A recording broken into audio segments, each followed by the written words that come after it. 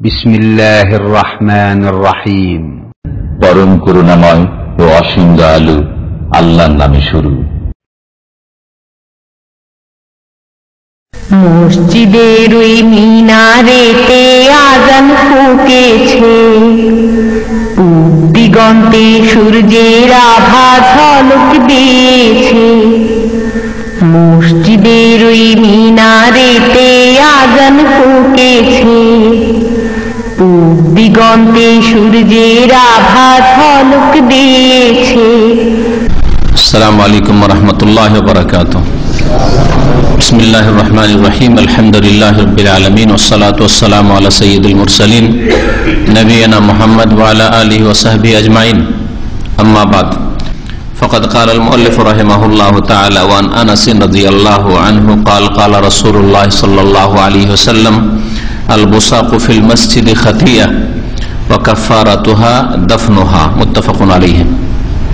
আল্লাহ পাকের সমস্ত প্রশংসা যে আল্লাহ পাক রব্বুল আলামিন মসজিদ নির্মাণের, মসজিদের খেদমতের নির্দেশ দান করেছেন মুমিনদেরকে, আর তার বড় ফজিলত রেখেছেন।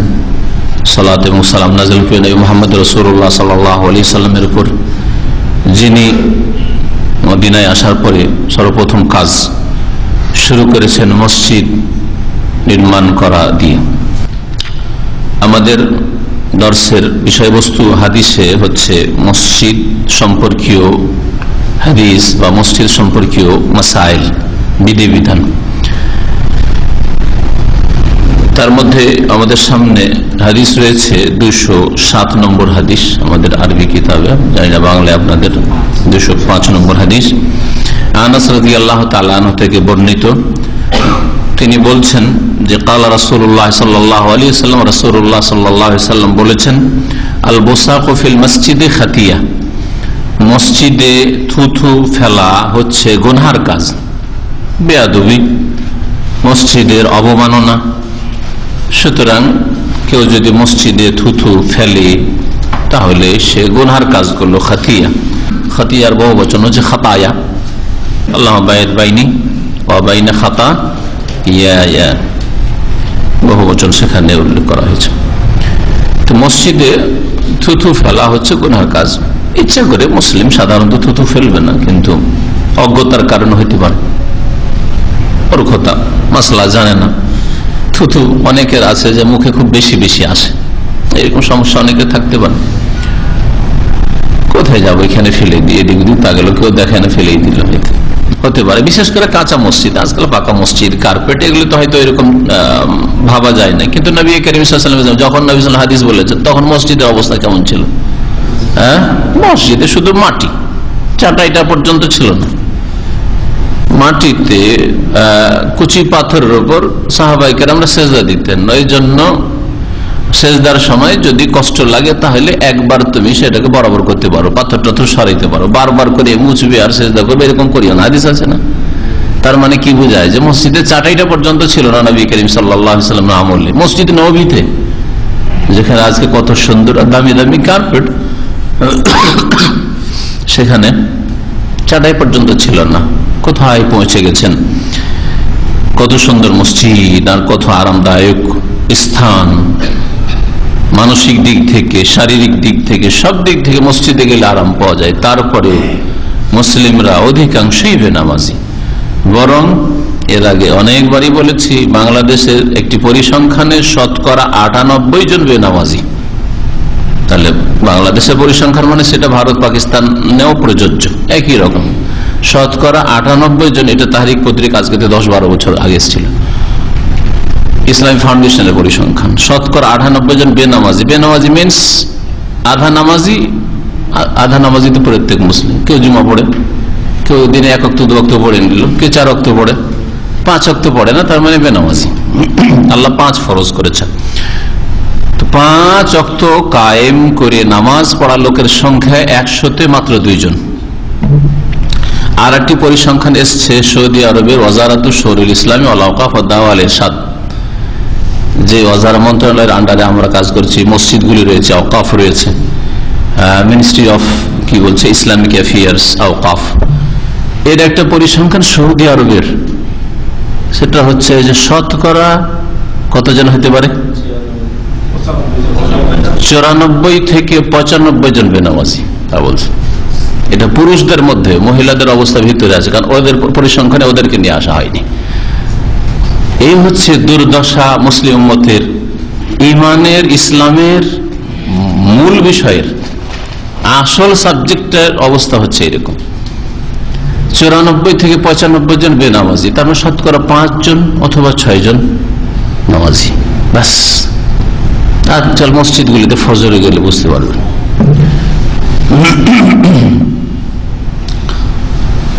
সুবহানাল্লাহ, আল্লাহ পাক হেদায়েত করেন আমাদেরকে। আল্লাহ পাকের আযাব মুসলিমদের উপর এই জন্য আসলে। তো কি বলছিলাম? হ্যাঁ, কি বলতে কি নামাজি আর বেনামাজি কি মসজিদে থুতু ফেলা গোনা, তো ওর সম্পর্ক বেনামাজি আর নামাজের সাথে কি হলো? ওখানে কেন গেলাম? হ্যাঁ, এত আরামদায়ক, এখান থেকে এত আরামদায়ক এই মসজিদ, তারপরেও বেনামাজি এই হারে। আর যেই যুগে নামাজ পড়তে যাওয়াই মানে কষ্ট। হ্যাঁ, শুধু মানসিক দিক থেকে ইমানই শান্তি ছিল, বাকি শারীরিক দিক থেকে সেজদা করলে কষ্ট। রোদে গরমে সেজদা করা যায় না, তখন কাপড়টা রেখে দিত, কাপড়টা রেখে সেজদা করত। মাটি এত গরম হয়ে গেছে, কারণ উপরে শুধু খেজুর পাতা। তারপরেও শতকরা একটা না অর্ধেকও বেনামাজি ছিলেন না। সাহাবায়ে কেরামদের জামানায়, তাবেইনদের জামানায়, তাবেইনের জামানায়, এই স্বর্ণ যুগে শতকরা একটা বেনামাজি ছিল না মুসলিম সমাজ। তার বেনামাজি আবার মুসলিম হয়, এটা কল্পনার বাইরে ছিল এই উম্মতের মুসলিম। আর তাহলে যেই উম্মতের প্রথম সারির মানুষরা কল্পনা করতে পারেনি যে মুসলিম বেনামাজি হতে পারে, আর সে উম্মতের আজকে দুর্দশা হচ্ছে যে শতকরা 98 জন বেনামাজি। মসজিদে থুথু ফেলা হচ্ছে গুনার কাজ। এই গুনার কাফারা কি? গুনার কাফারা হচ্ছে দফনুহা কাফারাতুহা। এর কাফারা হচ্ছে, কাফারা মানে কি? গুনাহ মোচন করার উপায়, এটাকে কাফারা বলে। বিভিন্ন গুনার ক্ষেত্রে বা ভুল ভ্রান্তির ক্ষেত্রে কাফারা আছে। যেমন কসমের শপথ যদি ভঙ্গ করেন, কসম করলেন ভবিষ্যতে এই কাজ করব না, আর তারপরে করতে হইল সেই কাজ, তাহলে তার কি আছে? ফাকাফারাতুহা ইতআমু 10 মাসাকিন মিন আওসাতি মা তুতিমুনা আহলিকুম আও কিসওয়াতুহুম আও তাহরিরু রাকাবা। হ্যাঁ, ফামান লা ইয়াজিদ ফাসিয়ামু 3 আইয়ামিন যালিকা কাফারাতু আইমানিকুম, কাফারাতু আইমানিকুম, তোমাদের কসমের কাফারা। তাহলে কাফারা মানে কোন একটা ভুল হয়েছে, অন্যায় হয়েছে, সেটার ঘাটতি পূরণ বা গুনার মোচনের জন্য যা করা হয়, গুনার কাফারা হয়ে যাবে। কানা কাফারাতাল লিমা মাজা, মানে গুনাহগুলি মোচন হয়ে যাবে, দূর হয়ে যাবে। তো এর কাফারা, এই যে গুনাহ করলে গুনার কাফারা হচ্ছে সেটাকে দাফন করে দেওয়া, মানে সেটাকে নিশ্চিহ্ন করে দেওয়া। সে মাটি দিয়ে হোক, ঘষা দিয়ে হোক, যেভাবে হোক না কেন, এটাকে নিশ্চিহ্ন করে দেওয়া, যাতে করে থুথু না পড়ে থাকে। এরকম বোসাক আরবিতে 3 রকম ভাবে বলা যায়। বোসাক সদ দিয়ে বলা যায়, যেমন এই হাদিসে এসছে। বোসাক সিন দিয়ে বলা যায় বোসাক, আর জা দিয়ে বোজাক, জা দিয়ে বোজাক। এই 3টারই অর্থ হচ্ছে থুথু। যে থুথুটা নিক্ষেপ করা হলো, মুখের বাইরে চলে আসলো, ওটাকে বলা হয় বোজাক, বোসাক আর বোসাক। আর মুখের ভিতরে, যেমন আমাদের মুখের কথা বললে মুখের ভিতরে কিন্তু রস আছে, থুথু আছে না, যতক্ষণ মুখের ভিতরেই থাকলো ততক্ষণ ওর নাম হচ্ছে রিক। ওর নাম হচ্ছে রিক। রিক থেকে হচ্ছে ওই যে রুকিয়া করা। রুকিয়া মানে এই যে ঝাড়ফুঁক, দম করা। দম করতে গিয়ে, হ্যাঁ, দম করতে গিয়ে নবী করিম সাল্লাল্লাহু আলাইহি ওয়াসাল্লাম সামান্য হালকা থুথু আসতো, ইয়াতফুলু তাফাল বলা হয়, সেটাকে হালকা থুথু আসা বেরিয়ে, কথা বলতে গিয়ে অনেকের মুখ থেকে বেরিয়ে আসে। তো রিক বলা যতক্ষণ ভিতরে, মুখের ভিতরে থাকে, আর যখন মুখের ভিতর থেকে বেরিয়ে চলে আসে তখন ওর নাম পাল্টে যায়। সুবহানাল্লাহ। আরবি ভাষা কত রিচ ভাষা। হ্যাঁ, আরবি ভাষাতে অনেকগুলি শব্দ আছে, যেই শব্দের প্রতি শব্দ আপনি বাংলা ইংরেজিতে খুঁজে পাবেন না, খুঁজে পাবেন আপনি। সমৃদ্ধ ভাষা।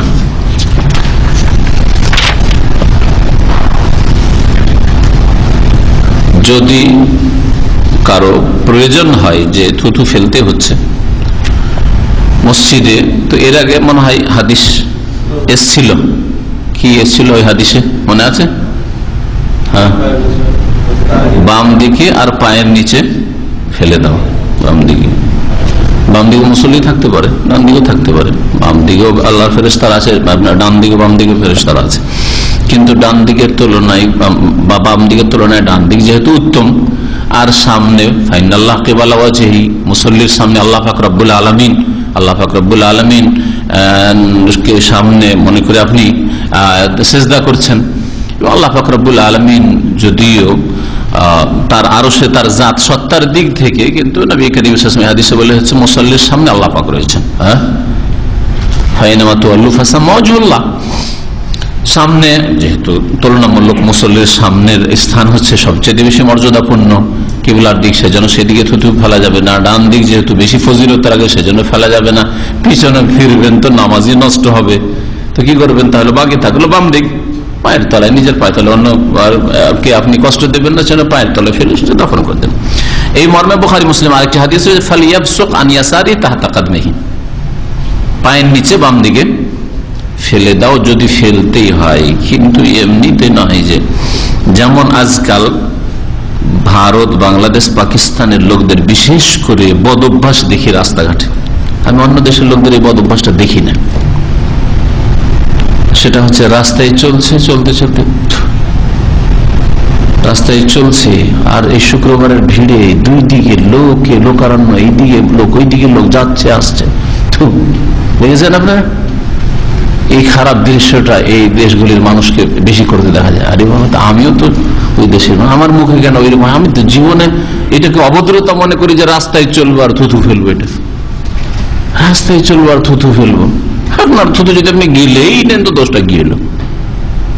রাস্তায় ডানে বামে থুথু ফেলা আরবদেরকে সাধারণত দেখা যায় না, সাধারণত দেখা যায় না, সে কখনো হইতে পারে ব্যতিক্রম। এই খারাপ অভ্যাসটা আমাদের দেশগুলির মানুষের আছে। সুতরাং এইগুলি বদ অভ্যাস, কারো গায়ে পড়তে পারে।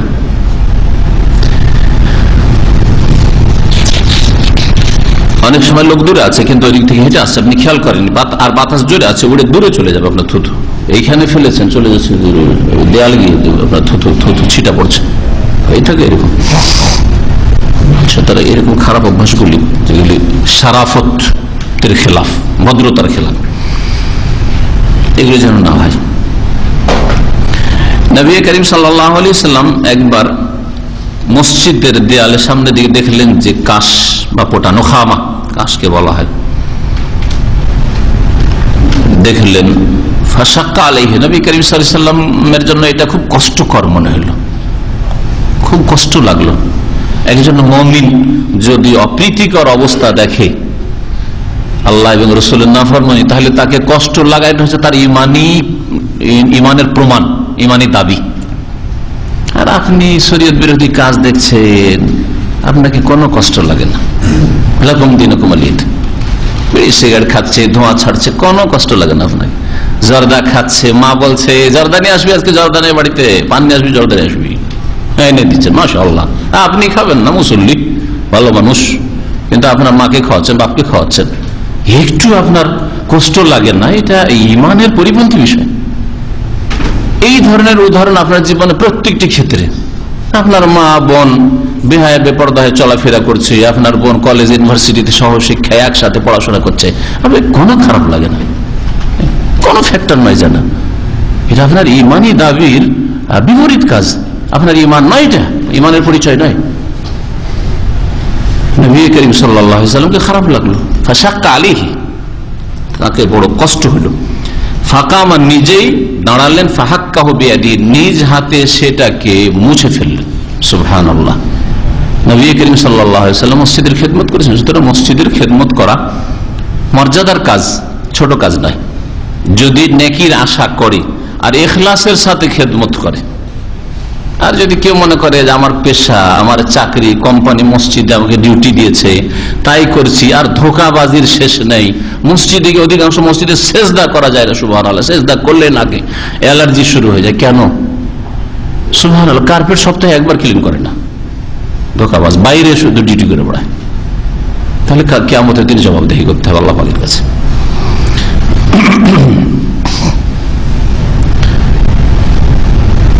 এই হাদিসটি বুখারী মুসলিমে রয়েছে। নাসাইতে আরেকটি হাদিস রয়েছে যে আরেকবার দেখলেন ফাকাযিবা হাত্তা ইহমাররা ওয়াজহু, রাসূলুল্লাহ সাল্লাল্লাহু আলাইহি ওয়াসাল্লাম অত্যন্ত রাগান্বিত হলেন, এরকম দেখে চেহারা মোবারক লাল হয়ে গেল। ফাকামাত ইমরাতু মিনাল আনসার, তখন আনসারদের এক মহিলা নবী সাল্লাল্লাহু আলাইহি ওয়াসাল্লামের এইরকম অবস্থা দেখে যে নবী সাল্লাল্লাহু আলাইহি ওয়াসাল্লাম খুব অসন্তুষ্ট, মনক্ষুণ্ণ হলেন। এইরকম যে মসজিদের দেয়ালে থুতু বা পোটা ফেলা আছে, ফাহাক্কাথা, সেটাকে মুছে ফেললেন ওই মহিলা। ওয়া জাআলাত মাকানান নাহু খালুকান, আর ওই জায়গায়, যেই জায়গায় থুতু বা পোটা ফেলেছে সেই জায়গায় সুগন্ধি আতর দিয়ে দিলেন। খালুক এক ধরনের আতর দিয়ে দিলেন। ফাকাল সাল্লাল্লাহু আলাইহি ওয়াসাল্লাম, তখন নবী করিম সাল্লাল্লাহু আলাইহি ওয়াসাল্লাম বলেন, মা আহসানা হাযা, কত চমৎকার কাজ করলে তুমি, মা আহসানা হাযা, কত সুন্দর কাজ হলো এটা। তাহলে নবী সাল্লাল্লাহু আলাইহি ওয়াসাল্লাম প্রশংসা করেছেন এইসব লোকদের, যারা মসজিদে একটা খড়কুটো পড়ে আছে, একটা টিস্যু পড়ে আছে, এদিকে ময়লা আবর্জনা আছে, একটু উঠিয়ে ফেলে দিলেন, ভালো কাজ করলেন, কোন আইবের কথা না, বরং আপনি মা আহসানা হাযা, কত সুন্দর কাজ করলেন, নবী করিম সাল্লাল্লাহু আলাইহি ওয়াসাল্লাম বলেছেন।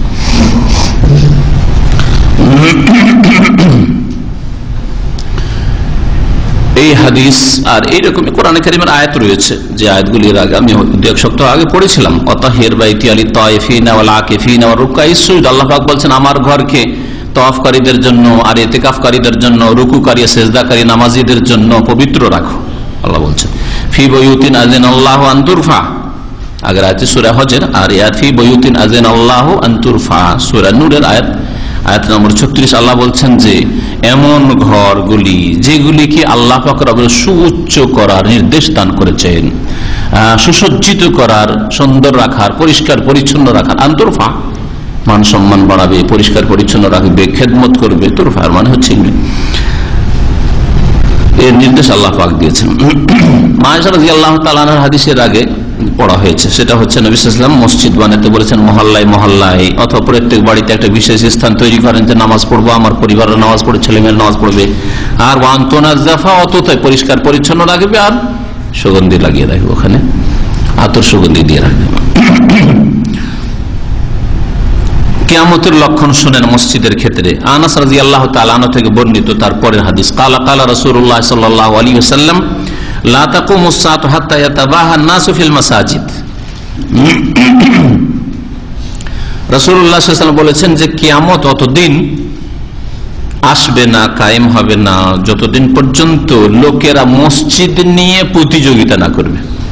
মসজিদ নির্মাণের ক্ষেত্রে, মসজিদ সাজাবার ক্ষেত্রে, মসজিদকে রংচং করার ক্ষেত্রে, চমকদার করার ক্ষেত্রে যতক্ষণ পর্যন্ত মুসলিমরা কম্পিটিশন, প্রতিযোগিতা না শুরু করবে, ততদিন পর্যন্ত কিয়ামত আসবে না। মানে কিয়ামতের পূর্বে এইরকম অবস্থা দেখা যাবে যে মসজিদে নামাজ নেই।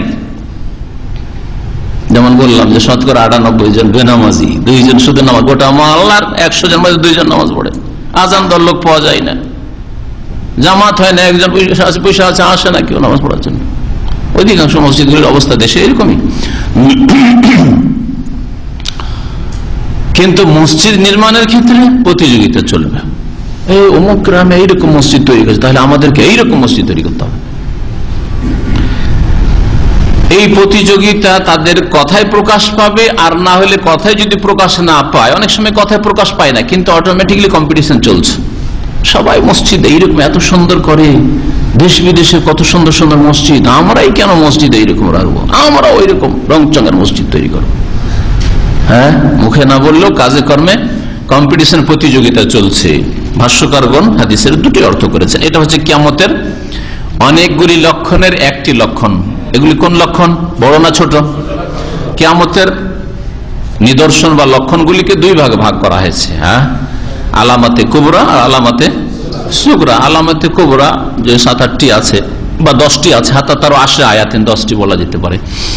আর বাকিগুলি হাজার হাজার লক্ষণ আছে, 100 মাত্র না, হ্যাঁ, অনেকগুলি লক্ষণ আছে, আরো বহু লক্ষণ আছে, হয়তো যে লক্ষণগুলি অধিকাংশ চলে আসছে বর্তমান অবস্থায়। মুসলিমদের অনেক আলেমরা বলছেন যে কিয়ামতের যেগুলি ছোট লক্ষণ সেগুলি প্রায় চলে এসছে,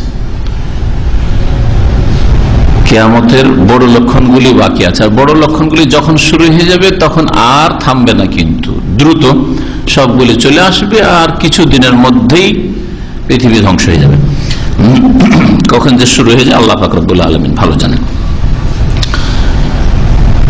আখরাজাহুল খামসা, এই হাদিসটি 5 জন ইমাম বর্ণনা করেছেন, ইল্লা তিরমিজি, তবে 5 জনের মধ্যে ইমাম তিরমিজি ছাড়া। তাহলে 5 জন হচ্ছেন ইমাম আহমদ, আবু দাউদ, নাসাই আর ইবনে মাজাহ।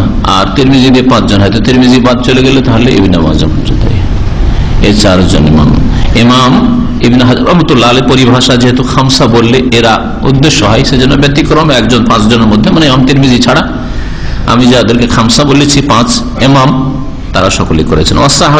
ইমাম ইবনে খুজাইমা হাদিসটিকে সহিহ বলেছেন, মানে ইবনে খুজাইমাতেও হাদিসটি রয়েছে। ইবনে খুজাইমার কিতাবে হাদিস থাকলে, ইবনে খুজাইমার হাদিসটির নামই হচ্ছে সহিহ ইবনে খুজাইমা। ইবনে খুজাইমা আর কিতাবের নাম সহিহ ইবনে খুজাইমা, তার মানে সর্বসম্মতিক্রমে যে হাদিস সহিহ সবগুলি তা নয়, কিন্তু তার মতে তার কিতাবে যে হাদিসগুলি আছে সহিহ, তার মতে তাতে যে হাদিসগুলি আছে সবগুলি সহিহ। কিন্তু আসলে যদি ভালো যে হাদিসের সহিহ জয়ীফের কায়দা কানুনের মাপকাঠিতে যদি যাচাই করা যায়, তাহলে অনেক হাদিস রয়েছে ইবনে খুজাইমাতে যেগুলি জয়ীফ বা সহিহ নাই। এই হাদিসটি সহিহ। ইমাম সয়ুতিও জামে সগীরে সহিহ বলেছেন।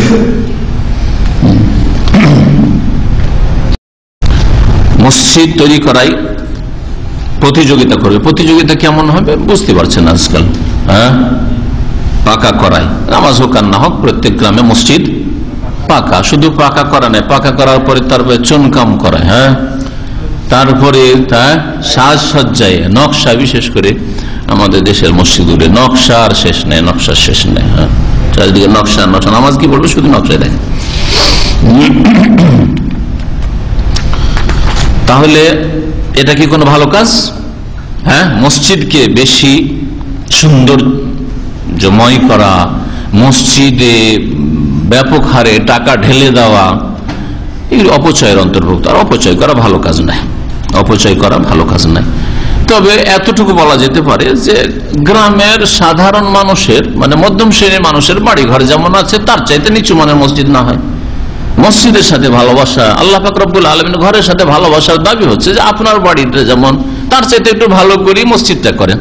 এর মানে এই নয় যে ওই আপনি খড়েরই মসজিদ রেখে দেন, এখনো মাটির দেয়ালের মসজিদ রেখে দেন, অথচ গ্রামের সবগুলি বাড়ি পাকা হয়ে গেছে। পাকা মসজিদ হওয়াটা আপত্তিকর না, কিন্তু মসজিদকে সাজসজ্জিত করা, মসজিদ সাজানো আর চুনকামি, এত পয়সা খরচ করা আর ওর নকশা এত খরচ করা, যে পয়সাগুলি গরিব মিসকিনদের সমস্যার সমাধানে দিলে অনেক ফায়দা হইত, এসব না করে এই পয়সাগুলি যদি দ্বীন ইসলামের প্রচারে, সহিহ আকীদার প্রচারে খরচ করা হইতো তো অনেক ফায়দা হইত। এর দ্বারা বোঝা যায় যে মানুষ, এই হাদিস দ্বারা বোঝা যায় যে মানুষ সৎ উদ্দেশ্যে কোনো কাজ করলেই যে তাতে সওয়াব হবে, নেকি হবে জরুরি নয়, বা জায়েজ হবে জরুরি নয়, তাই না? মসজিদের যে খেদমত করায় যে আজকাল বাড়াবাড়ি, আর মসজিদকে সাজানোতে যে প্রতিযোগিতা, এটা কিন্তু কোনো খারাপ নিয়তে করে না। মসজিদে খরচ করবো না তো করবো কোথায়, মসজিদকে এইরকম করবো এইরকম করবো, নিয়তটা তো ভালো কিন্তু কাজটা ভালো নয়। তাহলে এর দ্বারা একটা কায়দা, শরীয়তের নীতিমালা জানা যায় যে নিয়তটা ভালো থাকলেই যে কাজটা ভালো হবে আর ওর উপর নেকি পাবেন আর ওটা জায়েজ হয়ে যাবে না, মোটেই নয়। সেটা শরীয়ত সম্মত হইতে হবে।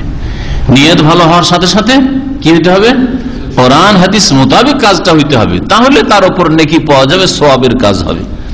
এই মর্মেই তো আল্লাহ পাক রব্বুল আলামিন বলেছেন সূরাতুল কাহফে, কুল হাল নুনাব্বিউকুম বিল আখসারিন আমালা। আর এটা বিদআতের ক্ষেত্রে প্রযোজ্য। যতগুলি বিদআত করা সবগুলি কিন্তু সৎ নিয়ত নিয়ে, ইস্তেহসান, ভালো মনে করে, কখনো মন্দ নিয়ত নিয়ে কোনো বিদআত শুরু করা হয়নি। ঈদে মিলাদুন নবী ভালো নিয়তে শুরু করা হয়েছে, শবে বরাতে হালুয়া রুটি ভালো নিয়ে দিয়ে শুরু করা হয়েছে, না হয়তো পড়া, আরে ওইটা পড়িয়ে নিলাম, তাহলে অন্তরে বসে গেল যে হ্যাঁ এইটা নামাজ পড়ছি, ভালো নিয়ে তো শুরু করা হয়েছে।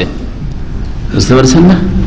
যতগুলি বিদাত দেখবেন আপনি, যত কথার বিদাত হোক, কাজের বিদাত হোক, কবর পাকা করা, কবরে চাদর চড়ানো, কবরে ফুল দেওয়া, না না শ্রদ্ধা করা প্রয়োজন। তিনি যখন বেঁচেছেন কত শ্রদ্ধা ইহতেরাম করতেন, ইন্তেকাল করেছেন, এটা চাদর চড়াবো না? আরে এরা আল্লাহর নেক বান্দা ছিল, উলিয়া উলিয়া ছিল, এদের ইহতেরাম সম্মান করা আমাদের দায়িত্ব, এটা ধর্মীয় দায়িত্ব। এই সব রাস্তা দিয়ে শয়তান ঢুকেছে শিরক বিদআতে লিপ্ত করার জন্য, গোমরাহ করার জন্য। এটা যথেষ্ট নাই কোনো কাজের ভালো হওয়ার জন্য, বরং তার সাথে সাথে কোরআন এবং হাদিস সম্মত নবী করিম সাল্লাল্লাহু আলাইহি ওয়াসাল্লামের নির্দেশ মোতাবেক কাজটা হইতে হবে। আপনি একটা কাজকে ভালো মনে করলেই যে ভালো হয়ে যাবে তা জরুরি নয়। কোরআন হাদিসের মাপকাঠিতে সেটা ভালো কিনা, আপনার নিয়ত শুধু সৎ হইলেই আপনি সওয়াব পাবেন না। মহান আল্লাহ ইরশাদ করেছেন, কুল হাল নুনাব্বিউকুম বিল আখসারিন আমালা, হে নবী তুমি জানিয়ে দাও মানুষকে যে তোমাদেরকে বলে দেব কি ওই সব লোকদের সম্পর্কে যারা আমলের ক্ষেত্রে বড়ই ক্ষতিগ্রস্ত, কর্মজীবনে কাজ করেও বড় ক্ষতিগ্রস্ত, কাজ করেছে, মসজিদের খেদমত করেছে, বহু টাকা খরচ করেছে, মিলিয়ন আর বিলিয়ন, কিন্তু তারা ক্ষতিগ্রস্ত। মেহনত পরিশ্রম করেছে ইবাদত বন্দেগীতে, কিন্তু বিদাতি ইবাদত করেছে, তারা বড়ই ক্ষতিগ্রস্ত। আল্লাযীনা দাল্লা সাইয়ুহুম ফিল হায়াতিদ দুনিয়া, পার্থিব জগতে যাদের মেহনত ভ্রান্ত পথে হয়েছে, তাদের মেহনত দাল্লা সঠিক রাস্তার উপর হয়নি, সিরাতে মুস্তাকিমের উপর হয়নি, দাল্লা আনিস সিরাতিল মুস্তাকিম, কোরআন সুন্নাহর উপর প্রতিষ্ঠিত ছিল না, তাদের কাজগুলি এদিক সেদিক হয়ে গেছে। কোরআন হাদিসের নাই যদিও, নবী করেননি যদিও, খোলাফায়ে রাশিদিন যদিও করেননি, কিন্তু কাজটা কি মন্দ? কাজটা কি মন্দ? যদিও পরে শুরু হয়েছে, কিন্তু বিদআতে হাসানা, নতুন হইল হাসানা তো ভালো তো, তাই না? এইভাবে বিদআতে হাসানা ছড়িয়েছে। পার্থিব জগতে যাদের মেহনত পরিশ্রম হয়েছে ভ্রান্ত পথে, ওয়াহুম ইয়াহসাবুন, কিন্তু তাদের ধারণা ছিল আন্নাহুম ইউহসিনুনা সুন্নাহ, যে তারা ভালোই কাজ করছে, ইউহসিনুনা ভালোই কাজ করছে, মসজিদকে সাজাচ্ছে, ভালো কাজ করছে। এই জন্য ভাষ্যকার বলছেন, দাল্লা জাহিরুল হাদিস, এই হাদিসের বাহ্যিক অর্থ প্রমাণ করে যে আলা তাহরিম যাখরাফাত ওয়া তাজওয়ীক ফিল মাসাজিদ, মসজিদকে সাজসজ্জিত করা, মসজিদকে একেবারে কি বলা মার্বেল দিয়ে আর আরো কত রকমের যে দামি দামি পাথর, কত কি দিয়ে সাজানো আর খরচ, এইসব করা এগুলি হারাম। লিআন্নাহু মিন আমালিল ইয়াহুদ ওয়ান নাসারা, কারণ এইভাবে ইবাদত খানাকে, ইবাদতের স্থানকে সাজানো ইহুদি খ্রিস্টানদের কাজ, ওয়াতাশাব্বু বিহিম মুহাররাম, আর ইহুদি খ্রিস্টানদের অনুকরণ করা হচ্ছে, সাদৃশ্যতা হচ্ছে হারাম। ফামান তাশাব্বাহা বিকওমিন ফাহুয়া মিনহুম, কারণ নবী সাল্লাল্লাহু আলাইহি ওয়াসাল্লামের হাদিস তিরমিজির যে ব্যক্তি বিজাতির সাদৃশ্যতা অবলম্বন করবে সে তাদের দলভুক্ত হবে। যাখরাফাতুল মাসাজিদ লাইসাত মিনাস সুন্নাহ, ভাষ্যকার আরো বলছেন যে মসজিদকে এত সাজসজ্জিত করা এটা সুন্নত নয়, বাল মিনাল বিদআ, বরং বিদআত। মসজিদ সাজাতে গিয়ে প্রচুর পরিমাণে খরচ করা এটা সুন্নত নয়, বিদআত।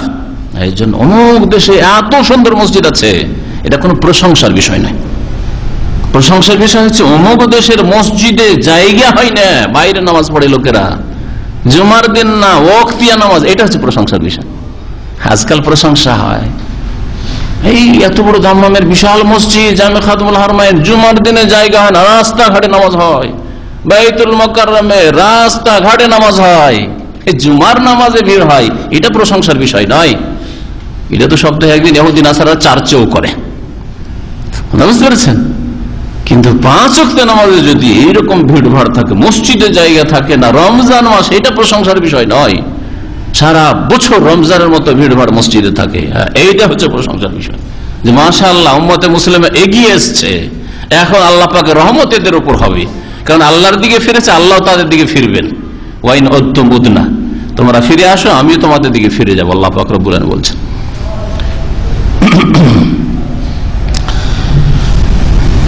তাহলে মসজিদকে এত সাজানো আর এতে অপচয় করে, এগুলি হচ্ছে বিদাত। বিদাত মানে নবী সাল্লাল্লাহু আলাইহি ওয়াসাল্লাম করেননি, খোলাফায়ে রাশিদিনরা করেননি। উমর রাদিয়াল্লাহু তাআলা, উসমান রাদিয়াল্লাহু তাআলা মসজিদে নববী বাড়িয়েছেন, কিন্তু সাজাননি, তারা সাজসজ্জিত করেননি।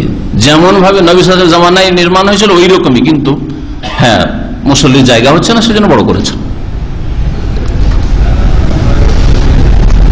আলা মা ফিহি মিনাল ইসরাফ, কারণ এতে অপচয় রয়েছে, অপব্যয় রয়েছে। ফি নাফকা ওয়া হুয়া মুহাররাম, আর অপচয় করা হারাম কাজ। আর তার সাথে সাথে নাজায়েজ হওয়ার আরেকটি কারণ হচ্ছে মা ফি যালিকা মিন ইশগালিল কুলুব, যখন সাজসজ্জিত মসজিদে মুসল্লি নামাজ কি পড়বে, তা শুধু তাকাইতেই থাকবে। আরে বাপরে বাপ, যেদিকে তাকাই দেখতে পাই নিজেকে, নিচের দিকেও দেখতে পাই, ওপর দিকেও নিজেকে দেখা যায়, দেয়ালের দিকেও দেখা যায়, সব দিকে মনে হয় গ্লাস আর গ্লাস হয়ে আছে, নামাজ আর কি পড়বে। এটা আসলে মুসল্লির খুশুই থাকে না। তাহলে ওয়াইযহাবিল খুশু, আর এতে খুশু শেষ হয়ে যায়। আল্লাযী হুয়া রুহুল ইবাদা, যেটা হচ্ছে ইবাদতের আসলে রূহ, ইবাদতের রূহই হচ্ছে আসলে খুশু। আপনার নামাজে যদি বিনয়ী না হন, আপনি একাগ্রতা না থাকে, তাহলে যেন আত্মাবিহীন আপনার বডিটা পড়ে আছে, মৃতদেহ, মৃতদেহের কোনো মূল্য নেই।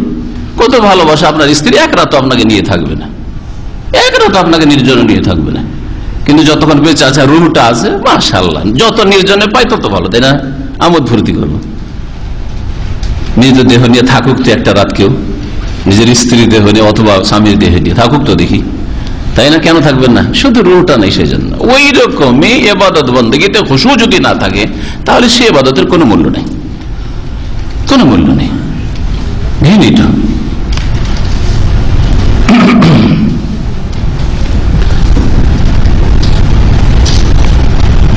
যেটা বলছেন যে উমর রাদিয়াল্লাহু তাআলা আনহুর জামানায় যখন মসজিদ বানানো হলো, তখনও ওই কাঠ দিয়ে আর ওই খেজুরের ডাল দিয়ে, খেজুর পাতা দিয়ে বানানো হলো। আর ওয়াজাদা ফিহি ওয়ালাম্মা কানা ফি আহদি উসমান, উসমান রাদিয়াল্লাহু তাআলা আনহুর জামানায় জাদা ফিহি জিয়াদাতান কাবীরা, অনেক মসজিদকে সম্প্রসারিত করা হলো, বড় করা হলো। ওয়া বানা জুদরানা বিল আহজার ওয়াল জিস, পাথর দিয়ে আর চুনকান্ত করা হয়েছে। ওয়া জাআলা উমুদাহু মিনাল হিজার, আর পাথর দিয়ে, ওই সেই খাম্বাগুলি পাথর দিয়ে তৈরি করা হয়েছিল। কিন্তু ওয়ালা ইয়াক্তাজি জাখরাফা, তাতে সাজসজ্জা করা হয়নি। যেই সাজসজ্জা তুর্কি আমলে করা হয়েছে, মসজিদ নববীকে এমন ভাবে সাজানো হয়েছে। আর আপনাদেরকে এর আগে বলেছিলাম যে এখন তো রংটা চেঞ্জ করে দিয়ে হালকা করে দেওয়া হয়েছে, সাদা করে দেওয়া হয়েছে উপর দিক, তাই না, পিলার গুলো। কিন্তু কি ছিল জানেন? রক্তের চাইতে বেশি লাল। আমি তো প্রথম যখন মদিনায় আসলাম পড়ার জন্য, ভাই রক্ত দিয়ে রং আছে নাকি, এত কেন লাল, এত ডিপ গাঢ় লাল, এই খাম্বাগুলো, তারপরে দেয়াল, ছাদ, সবকিছু লাল লাল, লালে লাল একবারে।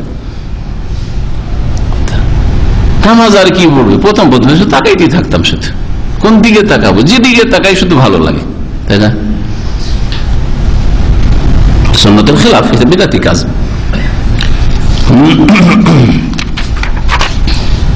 وعن انس رضي الله عنه قال قال رسول الله صلى الله عليه وسلم اورزت علي اجور امتي।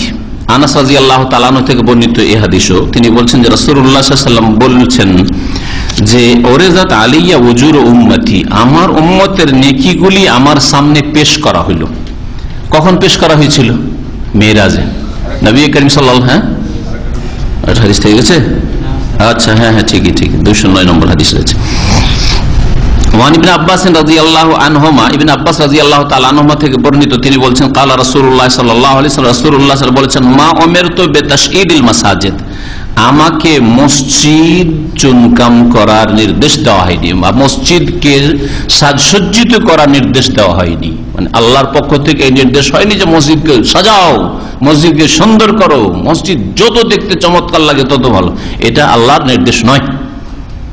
আখরাজ আবু দাউদ, হাদিসটি আবু দাউদে রয়েছে, ইমাম ইবনে হিব্বান সহিহ বলেছেন, আর হাদিসটি হচ্ছে সহিহ। ইমাম শাওকানি বলছেন, ইবনে হিব্বান সহিহ বলেছেন, ওয়া রিজালুস সহিহ, এর বর্ণনাকারীরা সহিহ বুখারীর বর্ণনাকারীর সমতুল্য। যাই হোক, হাদিসের ব্যাখ্যায় প্রায় আলোচনা চলে এসেছে, তারপরের হাদিসে আমরা আসি। আনাস রাদিয়াল্লাহু তাআলা আনহু থেকে বর্ণিত তিনি বলছেন যে ক্বালা রাসূলুল্লাহ সাল্লাল্লাহু আলাইহি ওয়াসাল্লাম, রাসূলুল্লাহ সাল্লাল্লাহু আলাইহি ওয়াসাল্লাম বলেন ওরিজাত আলাইয়া উজুর উম্মতি, আমার উম্মতের নেকিগুলি আমার সামনে পেশ করা হলো।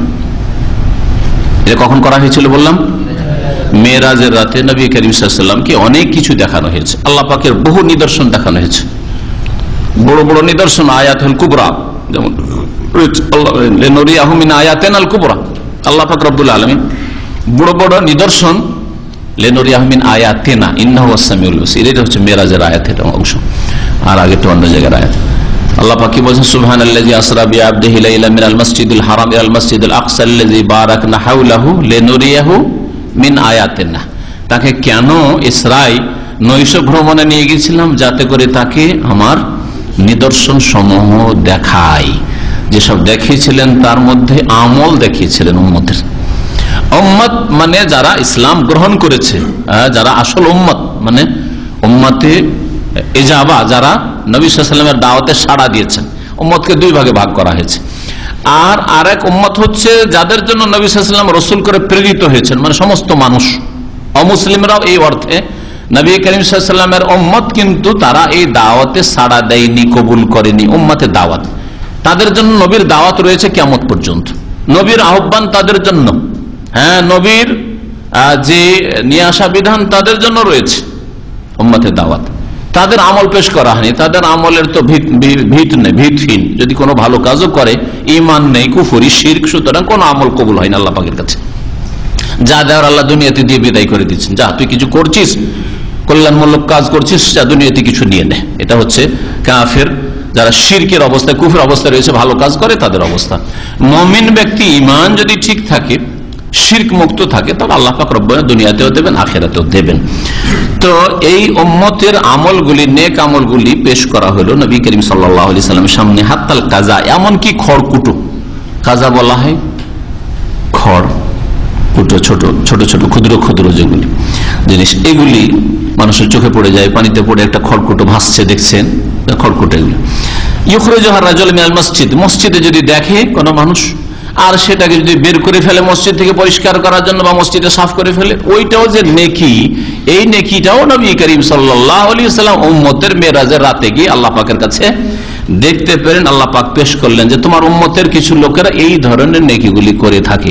তাহলে এইরকম সাধারণ একটা ভালো আমলের নেকি নবী করিম সাল্লাল্লাহু আলাইহি ওয়াসাল্লামের সামনে পেশ করা হয়েছে। তাহলে এর চাইতে বড় বড় যেগুলি আমল, ফরজ কাজ, ওয়াজিব কাজ, সুন্নত কাজ, ইবাদত বন্দেগীর কাজ, আখলাকের কাজ, চরিত্র, তাহলে বহু নেকি নবী করিম সাল্লাল্লাহু আলাইহি ওয়াসাল্লামের সামনে পেশ করা হয়েছে। কেমন করে পেশ করা হয়েছে? এত অল্প সময়ে এসবের ধরন, অবস্থা জানার কোনো ক্ষমতা আমাদের দেওয়া হয়নি। এক কথায় এই যে গায়েব অদৃশ্যের বিষয় কেমন করে পেশ করা হয়েছে আল্লাহ পাক ভালো জানেন, এবং রাসূলুল্লাহ সাল্লাল্লাহু আলাইহি ওয়াসাল্লাম জানেন। তারপরে রাওয়াহু আবু দাউদ, হাদিসটি আবু দাউদে রয়েছে, তিরমিজিতে রয়েছে। ওয়াস্তাগরাবাহু, ইমাম তিরমিজি হাদিসটাকে গরীব বলেছেন। ওয়াসাহু ইবনে খুজামা, ইবনে খুজামা সহিহ বলেছেন। হাদিসটা গরীব, যদি শুধু গরীব বলেন ইমাম তিরমিজি, তাহলে তার উদ্দেশ্য হয় যঈফ বলা। গরীবের খাস টার্ম আছে ইমাম তিরমিজির। শুধু যদি গরীব বলেন, তার মানে তিনি বলতে চাইছেন যে হাদিসটা হচ্ছে যঈফ। কিন্তু হাসানুন গরীবুন যদি বলেন, তখন তার অর্থ পাল্টিয়ে যায়। অনেকে এগুলো বুঝে না, ভাবে যে দুই গরীব একই গরীব। হ্যাঁ, আমাদের বাংলা গরীব কি, গরীব মানুষ মানে দরিদ্র মানুষ, তাই না? আর আরবিতে গরীব আবার আলাদা অর্থে। আরবিতে গরীব মানুষ মানে, গরীব মানে হচ্ছে আগন্তুক ব্যক্তি, অচেনা ব্যক্তি।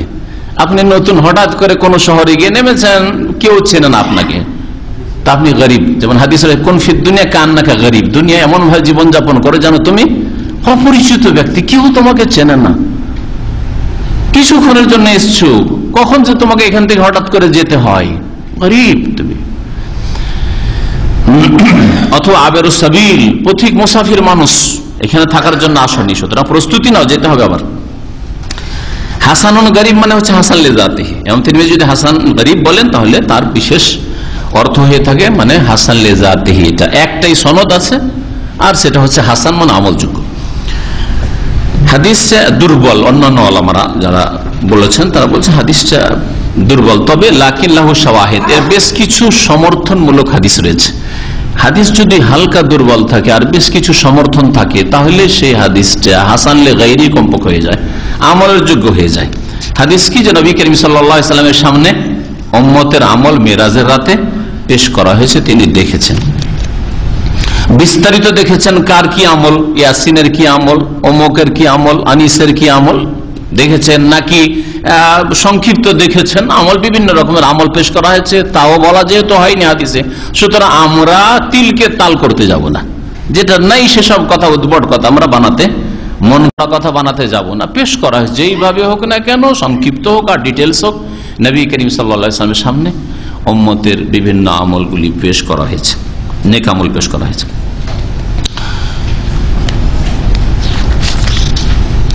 এই হাদিসের সম্পর্ক মসজিদের সাথে, তাই না? যে মসজিদ থেকে একটা খড়কুটো ময়লা আবর্জনা যদি সরিয়ে দেন, সেটাও নাকি নবী করিম সাল্লাল্লাহু আলাইহি ওয়াসাল্লাম সামনে মেরাজের রাতে পেশ করা হয়েছে। একটা টিস্যু পুড়ে আছে, সরিয়ে দিলেন। ওয়া নবী কাতাদা রাদিয়াল্লাহু আনহু قال قال رسول الله صلى الله عليه وسلم اذا دخل احدكم المسجد فلا يجلس حتى يصلي ركعتين متفق عليه। এই হাদিস হচ্ছে এই অধ্যায়ের শেষ হাদিস।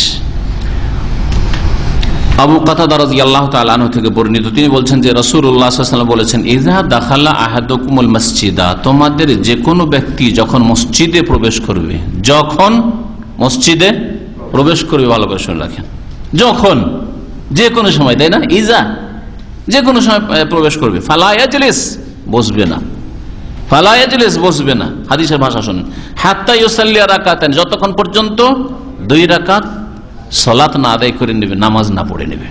2 রাকাত নামাজ না পড়া পর্যন্ত ফালা ইয়াজলিস, বসবে না, বসা নিষেধ।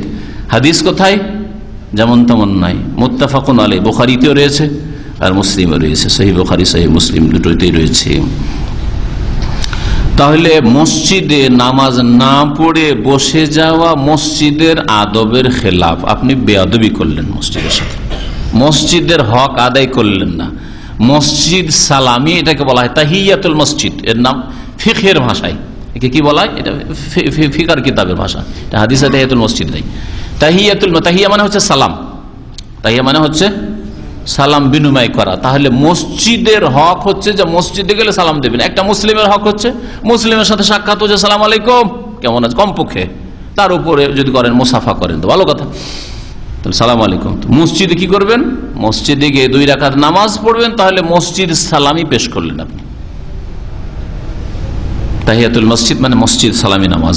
একে দখুলুল মসজিদ বলবেন না, এটা দেশি ভাষা, এটা হচ্ছে দেশি ভাষা, সুন্নতি ভাষা, বা কমপক্ষে ফিকহের কিতাব, হানাফি, শাফি, মালিক, হাম্বলি সব কি ফিকহের কিতাবে তাহিয়াতুল মসজিদ শব্দটি এসছে। তো এই ফিকহের ভাষাটা উলামায়ে কেরাম যেটা ব্যবহার করে সেটা বলবেন, কিন্তু আমার দেশের মানুষকে শিখানো যাবে না দখুলুল মসজিদ। অথচ দখুল মানে বুঝে না, তাহিয়া মানে বুঝে না। দখুল মানে কি? প্রবেশ করা। ওই যে লোক বলছে বুঝে, বাঙালি উর্দু ভাষী বুঝে না, তো দখুল বলবে, ওই মন গড়াটা বলবে, কিন্তু তাহিয়াতুল মসজিদ বলবেন। আপনি সুন্নতি টার্মগুলি ব্যবহার করার চেষ্টা করেন। তাহিয়াতুল মসজিদ না পড়ে বসবে না, নিষেধ করা হয়েছে।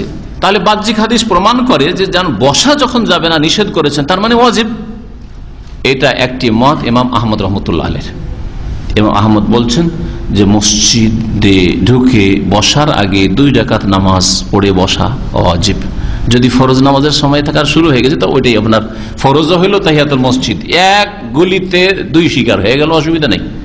কিন্তু না, এখন নামাজ শুরু হয়নি, তাহলে গিয়ে আপনি বসবেন না, নামাজ পড়েন তারপর বসেন।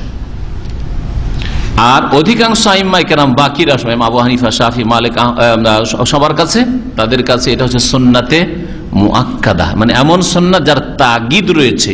নবী বলছেন সাল্লাল্লাহু আলাইহি ওয়াসাল্লাম, ফালা ইয়াজলিস, বসো না, হাত্তা ইউসাল্লি রাকাতান, যতক্ষণ পর্যন্ত 2 রাকাত নামাজ পড়ে নেবে। তারপরেও আমাদের দেশের ভাইয়েরা কি করে? বিরোধিতা করতে হবে। এমন না যে পড়ে বসবে। জুমার দিনে আমি ছোটকাল দেখতাম তাদের মসজিদগুলিতে বিরোধিতা 1 মিনিটের জন্য হলে করবে, প্রথমে গিয়ে বসবে শ্বাস নেওয়ার জন্য, বসে আবার উঠিয়ে তখন সুন্নত শুরু করবে। এমন সুন্নত শুরু করছে যেই সুন্নতটার কোনো হদিসই পাওয়া যায় না হাদিসে। কি সুন্নাত? কাবলাল জুমা পড়তে হবে। কত? 4 রাকাত। একটা হাদিস দেখান তো দেখি, একটা হাদিস চাই জয়ীফি। চলো জয়ীফ বললাম যে 4 রাকাতে জুমার আগে পড়বেন, একটি হাদিস, দুর্বল হাদিসও চাই নাই। কি আছে? যুক্তি। জুমাটা যেহেতু জোহরের বিকল্প, জোহরের আগে যেহেতু 4 রাকাত সুন্নাত, তাই এখানেও লাগিয়ে দিলাম 4। এবাদতে এসব যুক্তি চলে না। এবাদতে কোরআন এবং হাদিস চলে, দলিল চলে। এবাদত যুক্তি বল, এবাদত লা তুকাস, এবাদতে কিয়াস অচল, এবাদতে কিয়াস অচল। বুঝতে পারছেন?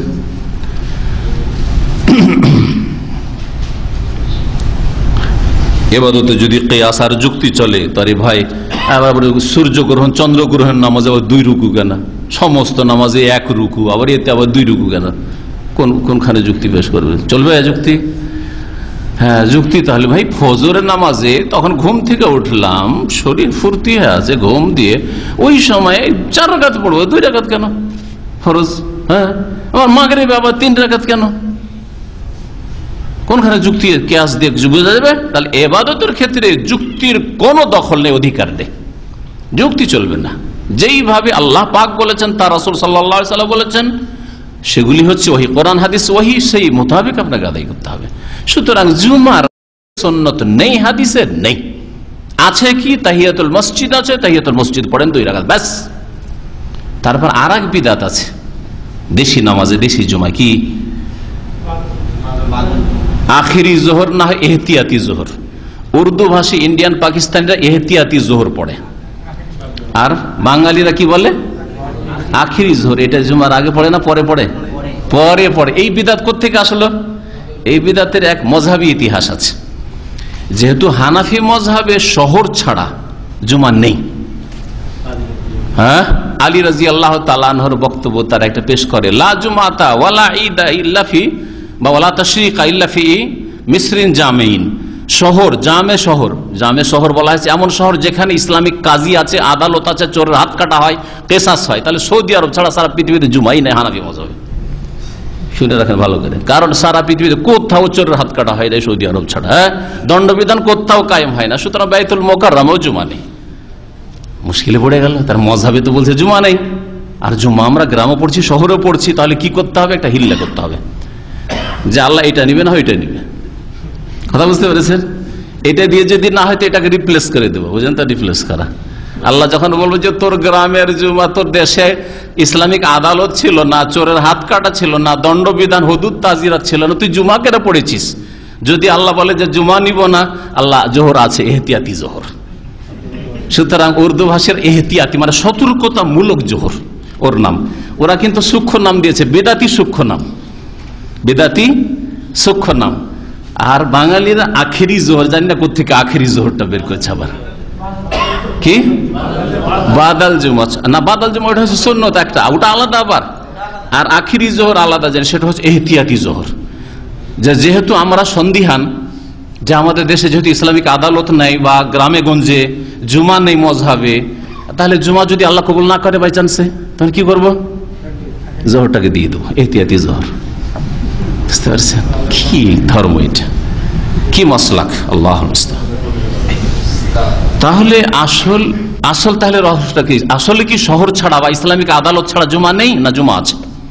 নবী করিম সাল্লাল্লাহু আলাইহি ওয়াসাল্লামের মসজিদ নববীর পরে দ্বিতীয় মসজিদ যেখানে জুমা হয়েছে সেটা গ্রামে ছিল, কারিয়াতুম মিন কোরাল বাহরাইন, সহিহ বুখারীতে রয়েছে। সেটা ছিল একটি গ্রাম বাহরাইনের। বাহরাইন প্রাচীন যুগে কোনটাকে বলা হইতো? হ্যাঁ, আল-হাসাকে বাহরাইন বলা হইতো, রিয়াজকে না, রিয়াজকে ইয়ামামা বলা হইতো। কি বলা হইতো? তখন এই ছোট্ট দ্বীপের বাহরাইন দেশ ছিল না, বাহরাইন বলা হইতো। আল-হাসা থেকে শুরু করে কাতিফ দারিন পর্যন্ত, দাম্মাম সমুদ্রের তলায় ছিল, দাম্মাম ছিল না। দাম্মামের বয়স 100 বছর, কিন্তু কাতিফের বয়স নবী সাল্লাল্লাহু আলাইহি ওয়াসাল্লামের জামানায় কাতিফ আর দারিন ছিল। দারিনের নাম এসছে সিরাতুন নবীতে বা সাহাবায়ে কেরামদের ইতিহাসে এসছে, সাহাবায়ে কেরামের জীবনীতে। আল হাজরামি রাদিয়াল্লাহু তাআলা আনহুকে এই বাহরাইন মানে এই কাতিফ দারিন থেকে শুরু করে আল-হাসার আমির বানিয়ে নবী করিম সাল্লাল্লাহু আলাইহি ওয়াসাল্লাম পাঠিয়েছিলেন, সাহাবী প্রখ্যাত সাহাবী। সহিহ বুখারীতে আল হাজরামি কথা রয়েছে, তাকে আমির বানালেন বাহরাইনের। কি বলছিলাম? যে জুমা কায়েম হয়েছে মসজিদ নববীর পরে কোন মসজিদে? আল-হাসার একটি কারিয়ায় গ্রামে, যে গ্রামের নাম হচ্ছে জাওয়াসা, যে গ্রামের নাম এখনো জাওয়াসা লেখা আছে। বর্তমান আল-হাসা হুফুফ থেকে 20 থেকে 30 কিলোমিটার যেতে হবে। আমরা গিয়েছিলাম মসজিদের যে চত্বরটা ঘেরা আছে দূর থেকে, ওখান পর্যন্ত গেলাম, দেখলাম যে পুনর্নির্মাণের কাজ চলছে আর ভিতরে ঢুকতে দেবে না, একবার গিয়েছি। সেটা আপনার যখন আল-হাসা থেকে বেরিয়ে যাবেন সালোয়ার দিকে, কাতারের বর্ডার দিকে, তখন বাইরে, শহরের বাইরে আছে জাওয়াসা। কোনোদিন যদি যাওয়া সম্ভব হয় তো এটা ঐতিহাসিক জায়গা দেখবেন। তাহলে গ্রামে জুমা কায়েম হইল না? হইল না? সহিহ বুখারীর হাদিসে। তাহলে গ্রামে জুমা নেই, শহর হইতে হবে আর ইসলামিক আদালত হইতে হবে, এই ফতোয়া আসলে ভুল, এই ফতোয়া আসলে ভুল। তাহলে ওই আলী রাদিয়াল্লাহু তাআলা বক্তব্যের উত্তর কি দিবেন? লা জুমাতা ওয়ালা তাশরিকা, জুমা নাই, ঈদ নাই, ইল্লা ফি মিসরিন জামিন। যদি শহর ওই রকম জামে শহর, বড় শহর না হয় তাহলে নেই। তাহলে গ্রামে গঞ্জে জুমা নাই, ঈদ নেই, এর জবাব কি দিবেন? এর একটি জবাব হচ্ছে যে এটা নবী সাল্লাল্লাহু আলাইহি ওয়াসাল্লামের বক্তব্য নয়, প্রথম কথা। এটা আলী রাদিয়াল্লাহু তাআলার কথা। তারপরে দ্বিতীয় উত্তর হচ্ছে আলী রাদিয়াল্লাহু তাআলা হতে পারে এই উদ্দেশ্যে বলেনি যে টোটালি জুমা আর ঈদ না, এটা নাই। জুমার মতো জুমা নেই, ঈদের মতো ঈদ নেই। আর আমরা এইরকম ভঙ্গিমায় বলে থাকি কথা, তাই না? তো যে কেউ যদি 20-30টা 40টা লোক নিয়ে নামাজ পড়ে, জুমার নামাজ, এইটা আবার জুমা হইলো নাকি বলি না আমরা? এই কয়টা লোক নিয়ে আপনারা 10-20টা লোক নিয়ে জুমা পড়ছেন, দেখেন তো আমাদের শহরে, দামাম শহরে হাজার হাজার লোক নামাজ পড়ে, এইটা হলো আসল জুমা, বলছি না? তাহলে এই অর্থেও এই উদ্দেশ্যই বলেছেন হয়তো আলী রাদিয়াল্লাহু তাআলা। এটা ভাষ্য, আমার কথা নয়, ভাষ্যকারগণ শারহিনরা বলছেন যে আলী রাদিয়াল্লাহু তাআলার উদ্দেশ্য হচ্ছে যে আসল জুমা আর আসল ঈদ হচ্ছে শহরে, যেখানে অনেক লোক বসবাস করে আর শত শত হাজার হাজার লোক দূর দূরান্ত থেকে জুমায় হাজির হয় বা ঈদে হাজির হয়, এইটা হচ্ছে আসল জুমা। আর এই ফতুয়া দিয়ে দিলেন যে ভাই ইসলামিক আদালত নেই বা গ্রামে গঞ্জে জুমাও নেই আর ঈদও নেই, ফতুয়া দিয়ে দিলেন। এই ফতুয়া ভুল ফতুয়া। কথা লম্বা হয়তো চলেছে, তারপর আজকে আলহামদুলিল্লাহ সময় আছে আমাদের কাছে, তাই না?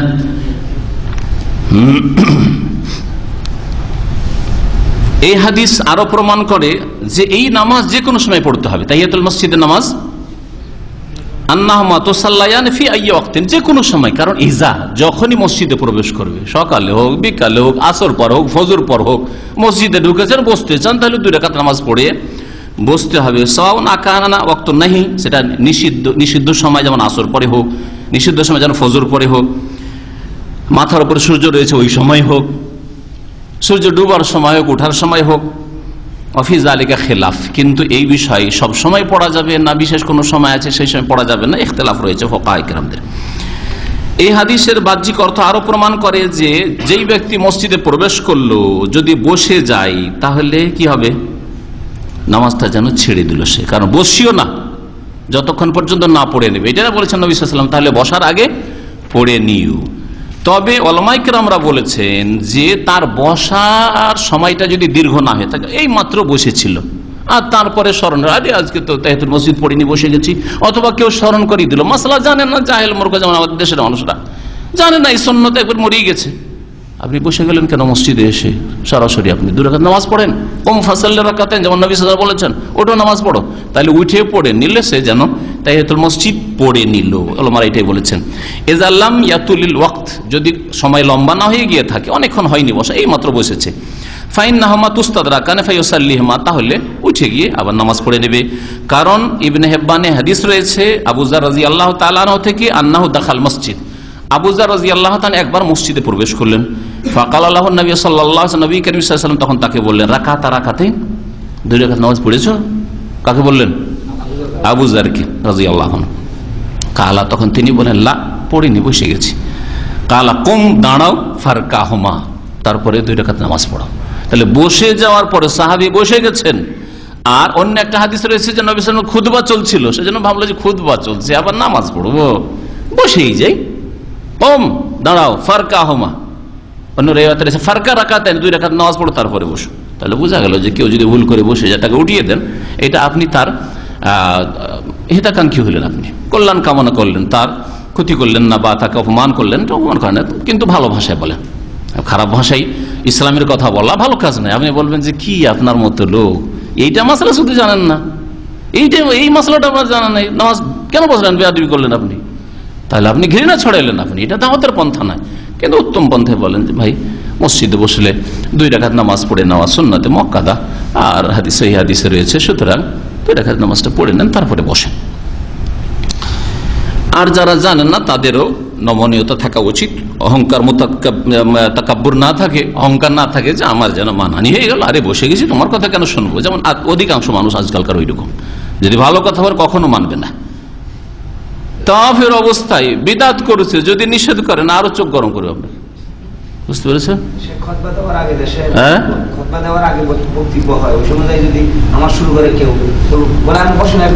খুতবা দেওয়ার আগে বক্তব্য শুরু হয়, তো ওটা তো খুতবাই নয়, খুতবার সময় নবী সাল্লাল্লাহু আলাইহি ওয়াসাল্লামের সুন্নতি খুতবা চলছে। এই তো 3 খুতবার বিদাতের আবিষ্কার করেছে, 2টো আরবিতে আর একটা হচ্ছে বাংলাতে বা উর্দুতে। 3 খুতবার বিদাত, আর একটা বিদাত শুরু করেছে জুমার খুতবায় এই আমাদের ভারত বাংলাদেশের আমাদের মজহাবি ভাইয়েরা।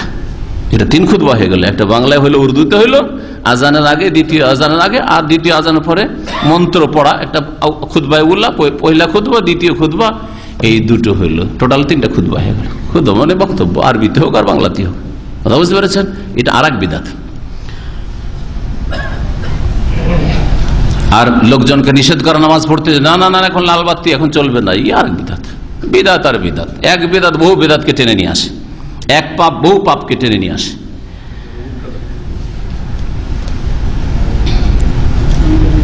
মসজিদে হারামে যদি যান তো ওখানকার তাহিয়া কি? যদি আপনি তওয়াফ করতে পারেন তো তওয়াফে লেগে যাবেন। মসজিদে হারামের তাহিয়া সালামি হচ্ছে তওয়াফ করা। আর যদি দেখেন যে এখন ক্লান্ত আছি অথবা আমি একটু বসবো তারপরে, তাহলে 2 রাকাত নামাজ পড়ে বসেন, অন্যান্য মসজিদের মতো সেখানকার বিধান। মসজিদে যাচ্ছেন আর একামত শুরু হয়ে যাচ্ছে, তাহলে কি করবেন? অন্য কোন নামাজ জায়েজ নাই, সুন্নত জায়েজ নাই, তাহিয়াতুল মসজিদও জায়েজ নাই, এমনকি ফজরের সুন্নত জায়েজ নাই। যেই ভুলটা মযহাবধারী মূর্খ ভাইরা করে থাকে বা গোঁড়া মুকাল্লিদ ভাইরা করে থাকে। নবী করিম সাল্লাল্লাহু আলাইহি ওয়াসাল্লামের হাদিস সুনান সহিহ মুসলিমে রয়েছে, ইযা উকিমাতিস সালাত, যখন নামাজের ইকামত হয়ে যাবে, ফালা সালাতা ইল্লাল মাকতুবা, কোন নামাজ নেই, ফালা সালাতা ইল্লাল মাকতুবা, ফরজ নামাজ ছাড়া। একামত হয়ে গেছে আর ফজরের সুন্নতে সে একটা খুঁটি ধরে ওইখানে লুকিয়ে, এই যে দৃশ্য দেখা যায় ইন্ডিয়া, পাকিস্তান, বাংলাদেশের লোকদের, এটি সহিহ হাদিস বিরোধী আমল। আর যেই ব্যক্তি রাসূলুল্লাহ সাল্লাল্লাহু আলাইহি ওয়াসাল্লামের বিরোধিতা করে কোন আমল করবে, কবুল হবে না। মান আমিলা আমালান লাইসা আলাইহি আমরুনা ফাহুয়া রাদ্দুন, যেই ব্যক্তি এমন কোন আমল করবে যেটা আমার আদর্শ নয়, সেটা হচ্ছে মারদুদ, রাদ্দুন, প্রত্যাখ্যাত। আল্লাহ পাক রব্বুল রদ করে দিবেন, কবুল করবেন না। ফাহুয়া রাদ্দুন, সহিহ মুসলিমের হাদিস। তো ইযা উকিমাতিস সালাহ, যখন নামাজের ইকামত হয়ে যাবে তখন কোনো নামাজ নেই ফরজ নামাজ ছাড়া। আর এর বিরোধিতা ফজর নামাজে আমাদের দেশের এই সব ভাইরা করে থাকে। আল্লাহ পাক যেন তাদেরকে হাদিস বুঝার আর আমল করার, হাদিস পড়ার, শেখার এবং আমলের সংশোধনে তৌফিক দান করেন।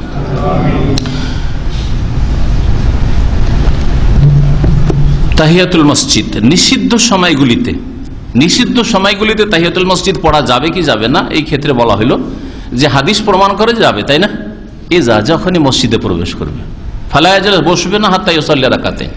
কিন্তু তারপরে উলামায়ে কিরামদের ইখতিলাফ রয়েছে। এক রকম হাদিস যেহেতু এটা যে যখনই মসজিদে প্রবেশ করবে 2 রাকাত নামাজ না পড়ে বসবে না। আর এক রকম হাদিস যে লা সালাতা বাদাল আসরি হাত্তা তাতলুয়া শামস, আসর পরে কোনো সালাত নেই যতক্ষণ সূর্য ডুবে না যাবে। ওয়ালা সালাতা বাদাল ফজরি, ফজর পরে কোনো নামাজ নেই হাত্তা তাতলুয়া শামস, যতক্ষণ পর্যন্ত সূর্য উদয় না হয়ে যাবে। হাদিস হয়ে গেল তাহলে পরস্পর বিরোধী হাদিস। কেমন করে আপনি সমন্বয় করবেন, কম্বাইন করবেন? হ্যাঁ, হয় একটা হাদিস মানেন আর একটাকে ছেড়ে দেন, ঠিক না? যদি বলেন যে না আসর পরে কি করব, পড়বো না তাহিয়াতুল মসজিদ, এমনি বসবো মসজিদে গিয়ে। ফজর পরে যেহেতু নিষেধ আছে নামাজ নফল পড়া, সেই জন্য পড়বো না, এমনি বসে যাব। তাহলে যেন এজা দাখালা, যখনই ঢুকবে এটাকে মানলেন না, যখন না, কখন? নিষিদ্ধ টাইমগুলি ছাড়া অন্য সময় পড়বো, কিন্তু নিষিদ্ধ সময় পড়বো না, এটা করলেন। এইভাবে তারা আমল করেছে। আর যদি এইরকম করেন যে না নামাজকে 2 ভাগে ভাগ করব, কারণগত নামাজ আর অকারণের নামাজ, এমনি এমনি নফল পড়া আর বিশেষ কারণে নামাজ পড়া। জাওয়াতুল আসবাব মানে কোন নামাজের কজ আছে, কারণ আছে। নামাজে যদি কারণ থাকে, কারণগত নামাজ হয়, তাহলে যে কোনো সময় পড়া যাবে। আর বিনা কারণে এমনি এমনি যদি নফল পড়া হয়, তাহলে সেই নামাজগুলি নিষিদ্ধ সময়, আসর পরে, ফজর পরে, মাথার ওপর সূর্য, এই সময়গুলিতে পড়া যাবে না। এটা হচ্ছে ইমাম শাফি রহমতুল্লাহ আলাইহি, ইমাম আহমদের মত, আর অধিকাংশ আইম্মায়ে কেরাম এটাই ঠিক বলছেন যে নামাজ 2 ভাগে বিভক্ত। কারণগত নামাজ হইলে নিষিদ্ধ সময়ও নিষিদ্ধ নয়। কারণগত নামাজ যেমন জানাজার নামাজ, জানাজা প্রস্তুত হয়েছে আসর পরে, বলে না না আসর পরে এখন তো নিষিদ্ধ সময়, সেজন্য জানাজা পড়বো না, মাগরিব পরে অন্ধকারে জানাজা পড়তে যাবো নাকি? বলেন না, আসরের পরে জানাজা পড়বেন। যেমন মসজিদে, আর মসজিদ নবীতে হচ্ছে না, আসরে ঘোষণা হচ্ছে না আসসালাতু আলাল আমওয়াত, বলছে না? জি, এইরকমই আসর পরে সূর্যগ্রহণ লেগেছে, ফজর পরে চন্দ্রগ্রহণ লেগেছে, তাহলে কারণ সবাব কজ তৈরি হয়ে গেল নামাজ পড়ার, এগুলো হচ্ছে জাতুল আসবাব। সুতরাং এই কথা বলা যাবে না যে না না এখন আবার কিসের নামাজ, এখন আবার নামাজ, এটা তো নিষিদ্ধ সময়। অথচ সূর্যগ্রহণ, চন্দ্রগ্রহণের নামাজ নবী সাল্লাল্লাহু আলাইহি ওয়াসাল্লাম পড়েছেন সুন্নতে মুআক্কাদা, পাও ছেড়ে দেবে না, চলবে না, কারণগত নামাজ। ওইরকম মসজিদে বসা নামাজের কারণ, আপনি মসজিদে বসতে চান, সুতরাং নামাজ পড়তে হবে, এটা সবাব ওয়ালা নামাজ, এমনি এমনি নফল নয়। সুতরাং 2 রাকাত নামাজ পড়া অ্যালাউড, অনুমতি রয়েছে নিষিদ্ধ সময়গুলিতে, আসর পরেও ফজর পরেও। কিন্তু কেউ যদি বলে যে ভাই আসর পরে আমি ফ্রি আছি, জুমার দিনে কোনো কাজকর্ম নেই, ফজর পরে ফ্রি আছি, সূর্য ওঠা পর্যন্ত বসেই থাকবো মসজিদে ইশরাক পড়ার জন্য, সুতরাং এই সময়টা আমি 10 রাকাত 20 রাকাত নফল পড়ি, তাকে বলবো যে না, নিষেধ।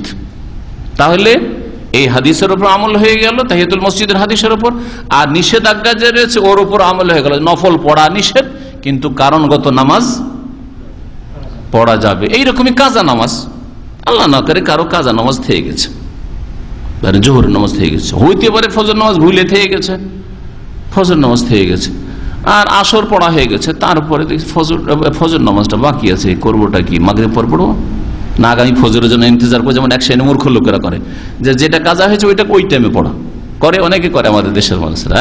ফজরকে ফজরের সাথে কাজা, 2 দিন 3 দিন রাস্তাঘাটে সফরে ছেড়ে দিয়েছে, প্রত্যেক ওয়াক্তে একটা করে নামাজ, এইরকম কাজ আল্লাহ কবুলই করবেন না। একমাত্র ভুলে যাওয়ার নামাজ আর ঘুম, মানে অনিচ্ছাকৃত ঘুমের, এইরকম ছাড়া সফর করছিলাম তাই নামাজ পড়তে পারি, এইরকম নামাজ কবুল হবে না। তো যাই হোক, কি বলছিলাম, যে কাজা নামাজ আপনি আসর পরে পড়বেন, কাজা নামাজ আপনি ফজর নামাজের পরে পড়বেন। এই জন্য ফজর নামাজের পরে ফজরের সুন্নত পড়বেন। জামাত চলছে, সুন্নত পড়ে, জামাতের বিরোধিতা না করে, সুন্নতের খেলাফ না কাজ করে, বাতিল নামাজ না পড়ে নামাজই কবুল হলো না আপনার। যখন সালাম ফিরা হয়ে গেল, ফজরের ফরজ নামাজ হয়ে গেল, তারপরে আপনি সুন্নত পড়ে নেন, আপনার অসুবিধা রেখে। নবী সাল্লাল্লাহু আলাইহি ওয়াসাল্লামের সাহাবী পড়েছেন, আবু দাউদে হাদিস রয়েছে, নবী সাল্লাল্লাহু আলাইহি ওয়াসাল্লাম স্বীকৃতি দিয়েছেন। তো এই মর্মে ইখতিলাফ রয়েছে, কিন্তু 2 রকম মতের মধ্যে কারণগত নামাজ পড়া যাবে নিষিদ্ধ সময়গুলিতে, আর বিনা কারণ নফল পড়া যাবে না, এটাই হচ্ছে উত্তম মত। আর এটাই ইমাম ইবনে তাইমিয়া রাহমাতুল্লাহ আলাইহি আর ইমাম আহমদ আর অন্যান্য উলামায়ে কেরামরা এটাকে পছন্দ করেছেন, আর বলেছেন যে ওয়াবিহা তাজতামিউল আদিল্লাতু কুল্লাহ, এর দ্বারা পরস্পর বিরোধী বাহ্যিক হাদিসগুলির কি হয়ে যাচ্ছে, সমন্বয় হয়ে যাচ্ছে, আর 2 রকম হাদিসের উপর আমল হয়ে যাচ্ছে।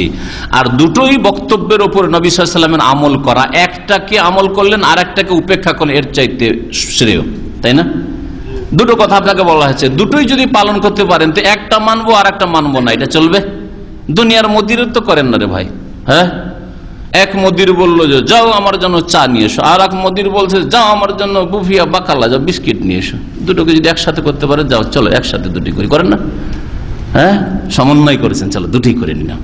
হ্যাঁ, দুনিয়ার ক্ষেত্রে দুটোই করেছেন। নবী করিম সাল্লাল্লাহু আলাইহি ওয়াসাল্লামের একটা মানবো আর একটা না, না না না, আসর পরে নামাজ পড়া যাবে না, তো তাহিয়াতুল মসজিদের হাদিসকে উপেক্ষাই করে দিলেন না, এটা চলবে না।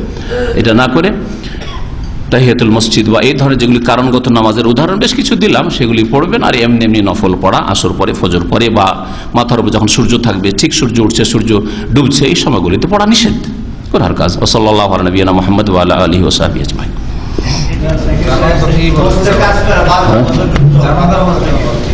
আলোচনার মধ্যেই প্রশ্ন করেছে আমাদের হুজুর, মুশকিল, পুরাতন হুজুর আলোচনার মধ্যে প্রশ্ন করে দিচ্ছে, নতুনরা করে তো করে। চলুন, এখন যার তাড়া আছে চলে যেতে পারেন। ফামান শাআ ফালিয়াযহাব ওয়া মান শাআ ফালিয়াবকা।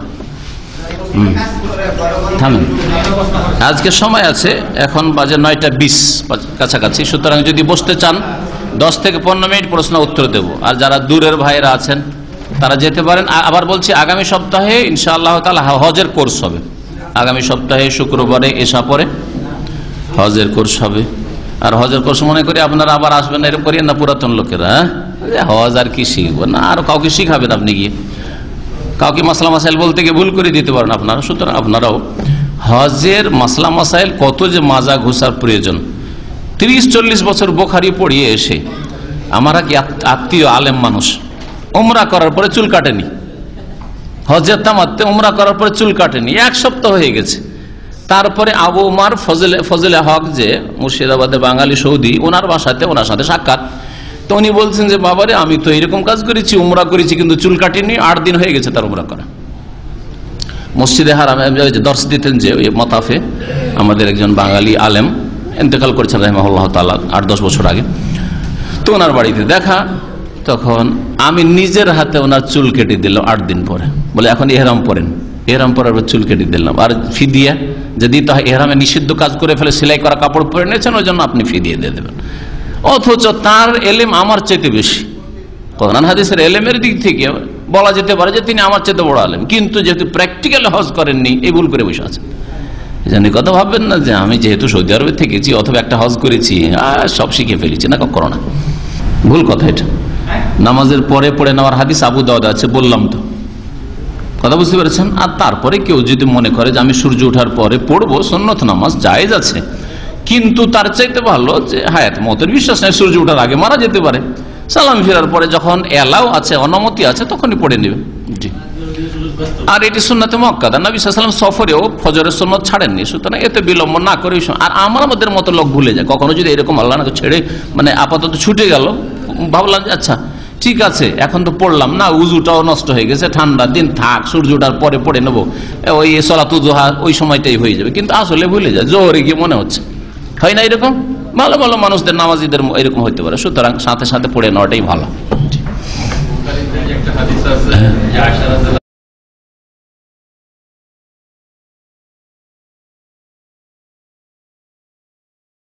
নবী করিম সাল্লাল্লাহু আলাইহি সাল্লাম আসর পরে 2 রাকাত নামাজ সর্বদাই পড়তেন। হ্যাঁ, এটা নবী করিম সাল্লাল্লাহু আলাইহি সাল্লামের সাথে খাস। কেন? যে কোনো একদিন যেহেতু তার জোহরের সুন্নত ছুটে গিয়েছিল, সেই সুন্নতটা পড়তে পারেননি, প্রতিনিধিদের সাথে যারা ইসলামের কথা আলোচনা করার জন্য এসেছিল কথা বলতে গিয়ে, তখন ওইটা আসর পরে কাজা করেছিলেন। আর যখন নবী সাল্লাল্লাহু আলাইহি ওয়াসাল্লাম একটা নামাজ শুরু করে দিতেন, তখন সেটা কন্টিনিউ করতেন, সেটা সবসময় পড়ে যেতেন। ওয়াকানা ইজা আমেলা আমালান আসবাতাহা বা আসবাতাহু, যখন কোনো আমল নবী সাল্লাল্লাহু আলাইহি ওয়াসাল্লাম করতে শুরু করে দিতেন, সেটা সবসময় করে যেতেন। এটা নবী সাল্লাল্লাহু আলাইহি ওয়াসাল্লামের খাস। আমি নফল পড়তে পারি না এরকম ভাবে, তবে কোনো একদিন কাজা হয়েছে বা কখনো কখনো কাজা হয়েছে, কাজা নামাজ আসর পর পড়তে পারে। জি। জোহরের সুন্নত যদি মনে করেন আমার ছুটে গেছিল, আসর পর পড়তে পারেন, অসুবিধা নেই। কাজা ওর কারণ আছে, যে কাজা আপনার দায়িত্ব কাঁধে আছে, দায়িত্ব নামাচ্ছেন, এটা হচ্ছে ওর কারণ। জি।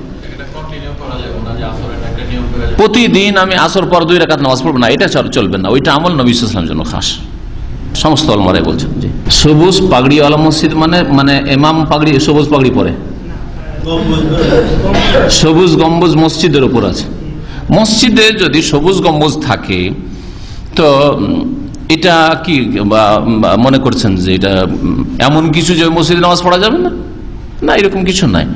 ওরা হয়তো এই জন্য করেছে, অবশ্যই বিদাতি, এটা বিদাতের গন্ধ এখানে অবশ্যই আছে, যে ওরা ভাবছে যে নবী সাল্লাল্লাহু আলাইহি ওয়াসাল্লামের কবরের ওপর যেহেতু ওই গুম্বাদে খাজরা সবুজ গম্বুজ আছে, তো আমরাও আমাদের মসজিদে এটা সবুজ গম্বুজ করি, এইরকম কিছু চিন্তা করে বিদাতিরা সাধারণত এইরকম কাজগুলি করে, যে ওতেই মনে হয় কোনো বরকত রাখা আছে। অথচ বিদাতি শাসকরাই সবুজ গম্বুজ তৈরি, গম্বুজ সুন্নতি খোলাফারা করেননি। কথা বুঝতে পেরেছেন? এটা কোনো খোলাফায়ে রাশেদিনরা করেননি, এমনকি বানু উমাইয়ার কোনো খলিফাও করেননি, পরবর্তীতে করেছে মুগবিলাসী শাসকরা করেছে, যারা সব সুন্নত আর বিদাতের অত পরোয়া করতো না। তাহলে সবুজ গম্বুজ নবী সাল্লাল্লাহু আলাইহি ওয়াসাল্লামের হুজরা বা মা আয়েশা রাদিয়াল্লাহু হুজরার ওপর, এটা মসজিদের নয়, হুজরার ওপর থাকাটা এটা কোনো সুন্নত, নবীর সুন্নত না, খোলাফায়ে রাশেদিন এমনকি উমাইয়া বংশের কোনো খলিফারও করা নয়, সুতরাং এটা কোনো দলিল নাই। আর ওইটাকে কেন্দ্র করে যেহেতু নবীর কবরের ওপর বা ঘরের ওপর সবুজ গম্বুজ আছে, সেজন্য সবুজ পাগড়ি পরা, যেটা পাকিস্তান থেকে চালু হয়েছে, এটা কবর পূজারীদের লক্ষণ, তাদের আলেমদের লক্ষণ। তো সবুজ পাগড়িওয়ালারা সাধারণত এরা বেরেলভি বা এরা কবর পূজারী। জি। ভারত, বাংলাদেশ, পাকিস্তানে। জি। উপরে আল্লাহ আছে, 12 আউলিয়া এতে আছে, মানে 12 আউলিয়া যদি দেশ রক্ষা করা ভাবে যে দেশ হেফাজত করছে, রক্ষা করছে, তাহলে বড় শিরক করলো। হ্যাঁ, আরব মুশরিকদের মতো শিরক করলো, হিন্দুদের মতো শিরক করলো। আর যদি মনে করে যে ওলি, আর তারপরে ওলিয়া সার্টিফিকেট দিল কে? আরে আমি ওলি, আপনি সার্টিফিকেট দিবেন কি করে আপনি? হ্যাঁ, এই তো আল্লাহ সার্টিফিকেট দেবেন। আল্লাহ সার্টিফিকেট শুধু সাহাবাই কেরামদেরকে দিয়েছে, শুধু সাহাবাই কেরামদেরকে রাদিয়াল্লাহু আনহুম, তারপরে কাউকে সার্টিফিকেট দেওয়া হয়নি যে অমুক অলি তমুক অলি, কোনো সার্টিফিকেট নেই আমাদের কাছে। তবে যাকে দেখলাম যে সারা জীবনটা ভালো আমলের অবস্থা মারা গেল, ইনশাআল্লাহ আল্লাহ পাকে নেকবান্দা ছিল, বলতে পারেন ইনশাআল্লাহ নেকবান্দা ছিল, কিন্তু নিশ্চিত এই লোক আল্লাহর ওলি, এই সার্টিফিকেট আপনার দেওয়ার ইখতিয়ার কি? যার ওলি তিনি তো দিচ্ছেন না, তিনি দিচ্ছেন কেন দিচ্ছেন আমাদের জানা নেই।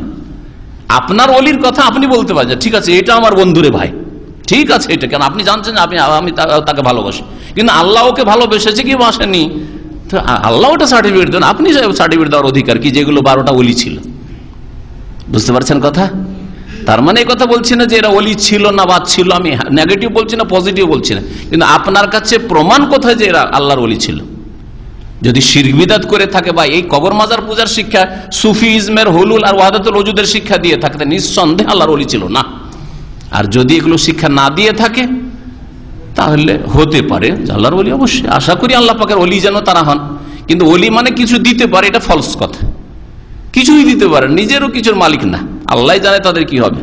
জি, তো কাবা শরীফের তওয়াফ 7টা পুরা করতে হবে যেভাবে হোক। যদি পুরা না করতে পারে কিছুক্ষণ বিশ্রাম করে নেবে, তারপরে আবার করবে, কন্টিনিউ করবে, গ্যাপ দিতে পারে, সমস্যা নেই। 1 ঘন্টা 2 ঘন্টা গ্যাপ হয়ে গেল, সমস্যা নেই, আবার পুরা করবে, কিন্তু পুরা করতে। আর 5টা চক্কর দিয়ে চলে আসলো আর বললো লিলাক্স তারে হুকমুল কুল, যেহেতু অধিকাংশ হয়ে গেছে সুতরাং কাজ হয়ে গেছে, না, হবে না এইভাবে। এইরকম ফতোয়া আমি একটা চটি কেতাব উর্দুতে হানাফিদের দেখলাম, এক হাজির কাছে কয়েক বছর আগে, মেনাই তাদের কাছে দেখলাম, তাদের ফতোয়াতে লিখেছে, হানাফি ফেকার ফতোয়া, যে 5 চক্কর দিলে কাজ হয়ে যাবে, কারণ অধিকাংশটা হয়ে গেছে। তাহলে কি, তাহলে কোনো মানুষের যদি 2 রাকাত নামাজ ধরেন ফজরের 1.5 রাকাত পড়া হয়, তার হয়ে যাবে নাকি? 1.5 রাকাত রুকুটা হয়েছে, প্রথম সেজদা হয়েছে, দ্বিতীয় সেজদা বাকি, আর বৈঠক বাকি, নামাজ হয়ে যাবে। ওইটা টান দিল হবে, ওই রকম, ওইটা হবে না, এটা হবে না। ভুল কথা, এগুলো ভুল ফতোয়া।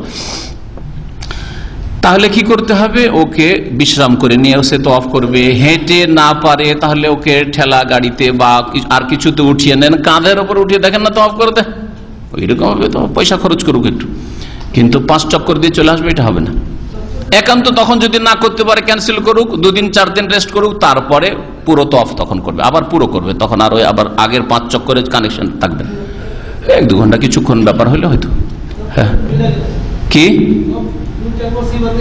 হ্যাঁ, নামাজের মতো, নামাজে 2 রাকাত পড়লাম না 3 রাকাত পড়লাম, তাহলে কমটা ধরে নিতে হবে, যে 2 এতে সন্দেহ নেই, 3 হইতে পারে নাও হইতে পারে, শুধু 2 ধরে বাকি নামাজ পড়তে। ওই রকমের যদি 5 চক্কর দিলাম না 4 চক্কর, তাহলে 4টা ধরে নিতে হবে, যদি ভুল হয় হোক, অসুবিধা নেই। জি, বেশি হলে সমস্যা নেই, অজান্তে বেশি হয়েছে। রব্বানা লা তুআখিযনা ইন নাসিনা ওয়া আখতানা। এই ভাইয়ের প্রশ্ন ছিল সংগঠন সম্পর্কে, যে কোনো এক সংগঠনে লোকেরা ছিল, তারপরে সেই সংগঠন থেকে বেরিয়ে তারা আর এক সংগঠন অথবা সেন্টার প্রতিষ্ঠান কায়েম করেছে, এখন চাঁদা চাইছে, এইটাই তো? তাহলে আপনার প্রশ্ন মুখস্থ রাখতে পেরেছি আমি, তাই না? হ্যাঁ, এখন এই চাঁদা দেওয়া যায় কিনা? এক দেশে একাধিক সংগঠন পরস্পর যদি সংঘর্ষিত না হয়, কারোর সাথে কারো দ্বন্দ্ব নেই, এই লড়াই মুখোমুখি কাদা ছোঁড়াছুড়ি যদি না থাকে, একাধিক সংগঠন থাকলে কোনো দোষ নেই। সবার উদ্দেশ্য যদি খুলুসিয়াতের সাথে দিনের খেদমত করা হয়, আর 50টা সংগঠন থাকে, আর কোরআন সুন্নাহ ভিত্তিক হয়, বিদআত ভিত্তিক না হয়, তো কোনো দোষ নাই। কারণ এই সংগঠন মুসলিম সরকার না, যে দেশে একটাই সরকার হবে, 2টো সরকার চলে না। খলিফাতুল মুসলিমিন একজন হবে, আর একজনকে খেলাফত দাবি করে তো গলা কেটে ফেলো। এই সংগঠনের উপর ওই হাদিসগুলি ফিট করা যাবে না, এগুলি মূর্খামি যারা করেছে, ওই হাদিসগুলোকে নিয়ে এসে সংগঠনে ফিট করেছে, এগুলো অপব্যাখ্যা, জেনে শুনে অপব্যাখ্যা করেছে, আর না হইলে বুঝেই না আসলে হাদিস। কিন্তু এক দেশে 10টা সংগঠন, 2টো কেন, 10টা সংগঠন থাকে, আর পরস্পর যদি সংঘর্ষ না থাকে, কেউ কারোর উপর কাদা ছড়ি করে, ওরা ওদের কাজ করছে, এরা ওদের কাজ করছে, কোনো দোষ নেই। যেমন সৌদি আরবে 200-র বেশি ইসলামিক সেন্টার আছে, সংগঠন নাই এখানে, কিন্তু 200-র বেশি ইসলামিক সেন্টার আছে, সবগুলির উদ্দেশ্য হচ্ছে মুসলিমদের দাওয়াত দেওয়া, অমুসলিমদের দাওয়াত দেওয়া। আর কেউ কারো বিরুদ্ধে কাদা ছোঁড়াছুড়ি করে না, কেউ কারোর ক্ষতি করার চেষ্টা করে না, কাজে ডিস্টার্ব করার চেষ্টা করে না, তাহলে নেকির কাজ, সওয়াবের কাজ। কিন্তু যদি এই সেন্টারগুলো, সংগঠন না, সেন্টারগুলিতে মাঝে মাঝে এরকম দেখা যায়, আপনাদেরকে বলছি ভিতরের কথা, ধরুন আমরা জামে মসজিদ, উদাহরণস্বরূপ জামে মসজিদে কিছুদিন মাগরিব পরে বক্তব্য শুরু করলাম, আমার বক্তব্য শুরু হয়েছিল, তাদের 10 বছর আগের একটা পারমিশন করা ছিল যে ওরা আর একটা সেন্টার থেকে এসে বক্তব্য দিবে, ওদের দায়ীরা 10 বছর ধরে আসেনি। তখন ইমাম সাহেব আব্দুল লতিফ সাহেব বললেন যে আমাদের এখানে লেটার লিখলেন, বললেন যে আমাদের এখানে 10 দিন মাগরিব পরে। আর দেখলাম যে মাশাআল্লাহ মাগরিব পরে প্রচুর বাংলাদেশি ওখানে জমা হয়ে যায়, মনে আছে পুরাতন ভাইদের, মনে আছে না? শুরু করলাম, আমার দর্শ শুরু হইল, যেই শুরু হইল 2-3 সপ্তাহ গিয়েছে, একদিন এসে হাজির ওখানকার দায়ী এসে হাজির, আমার পাশে উর্দু ভাষী দায়ী সেদিন পাঠিয়েছে, আর আমি বাংলায় গেছি। তখন আমি দেখলাম যে এখানে কৌশল, হিকমতটা কি হওয়া উচিত। আমি দেখছি যে ওকে যদি ছেড়ে দিই, ঠিক আছে, কোনো দোষ নাই যে ওকে বক্তব্য করতে দিলাম, কিন্তু এটা ভুল হবে, কৌশলে আমার ভুল হবে।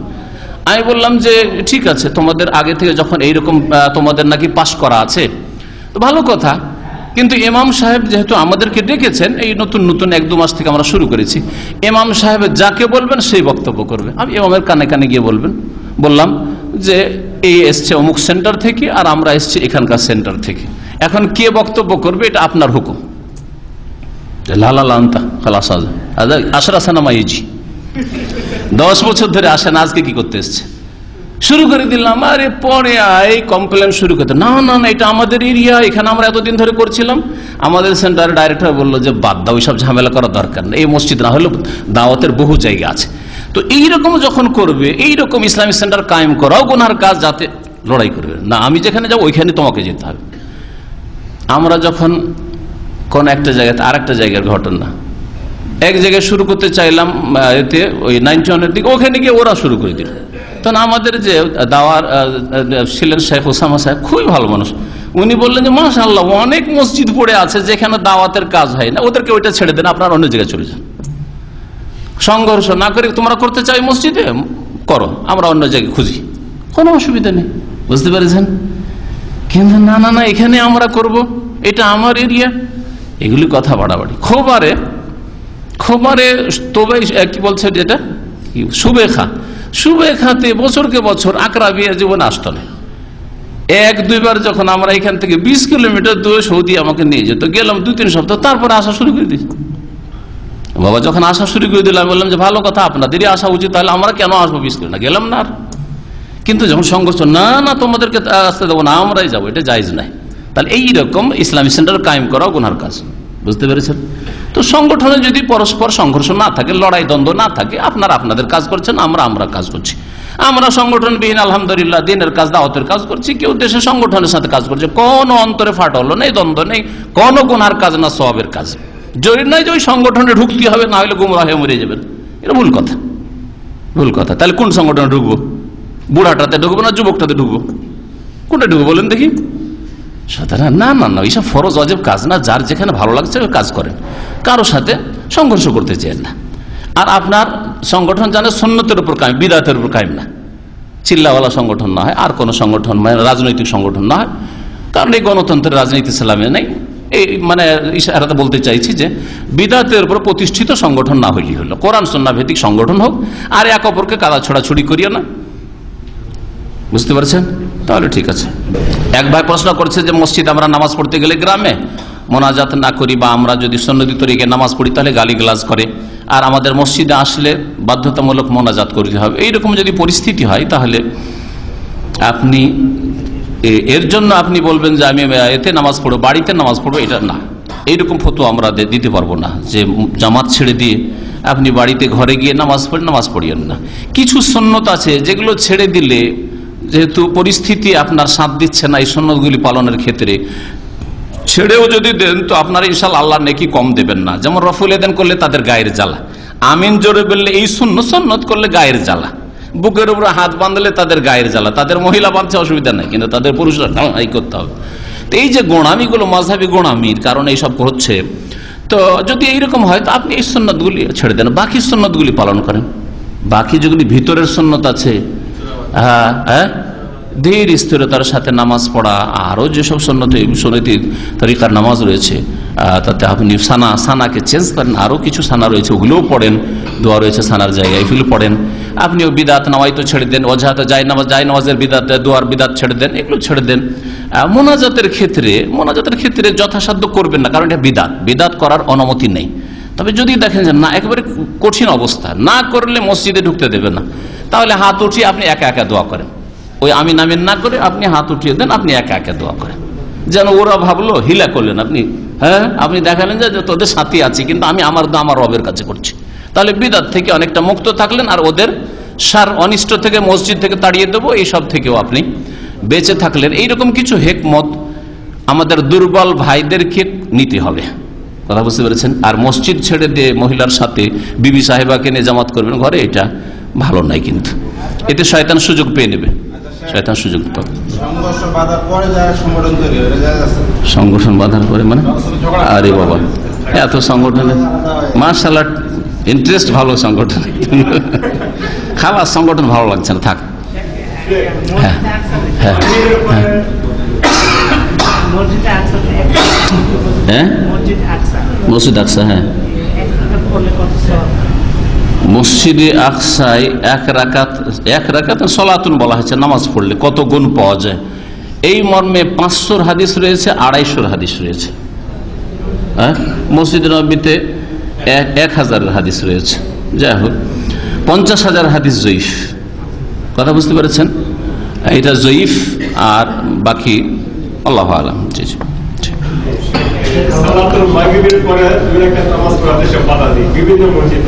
কিসের মাগরিবে পড়েন না, জরুরি নাই।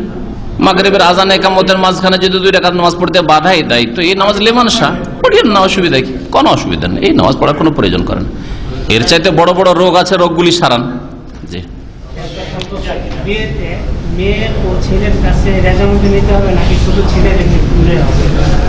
বিয়ের ক্ষেত্রে মেয়ের রেজামন্দি নিতে হবে, ছেলের আবার রেজামন্দি কিসের?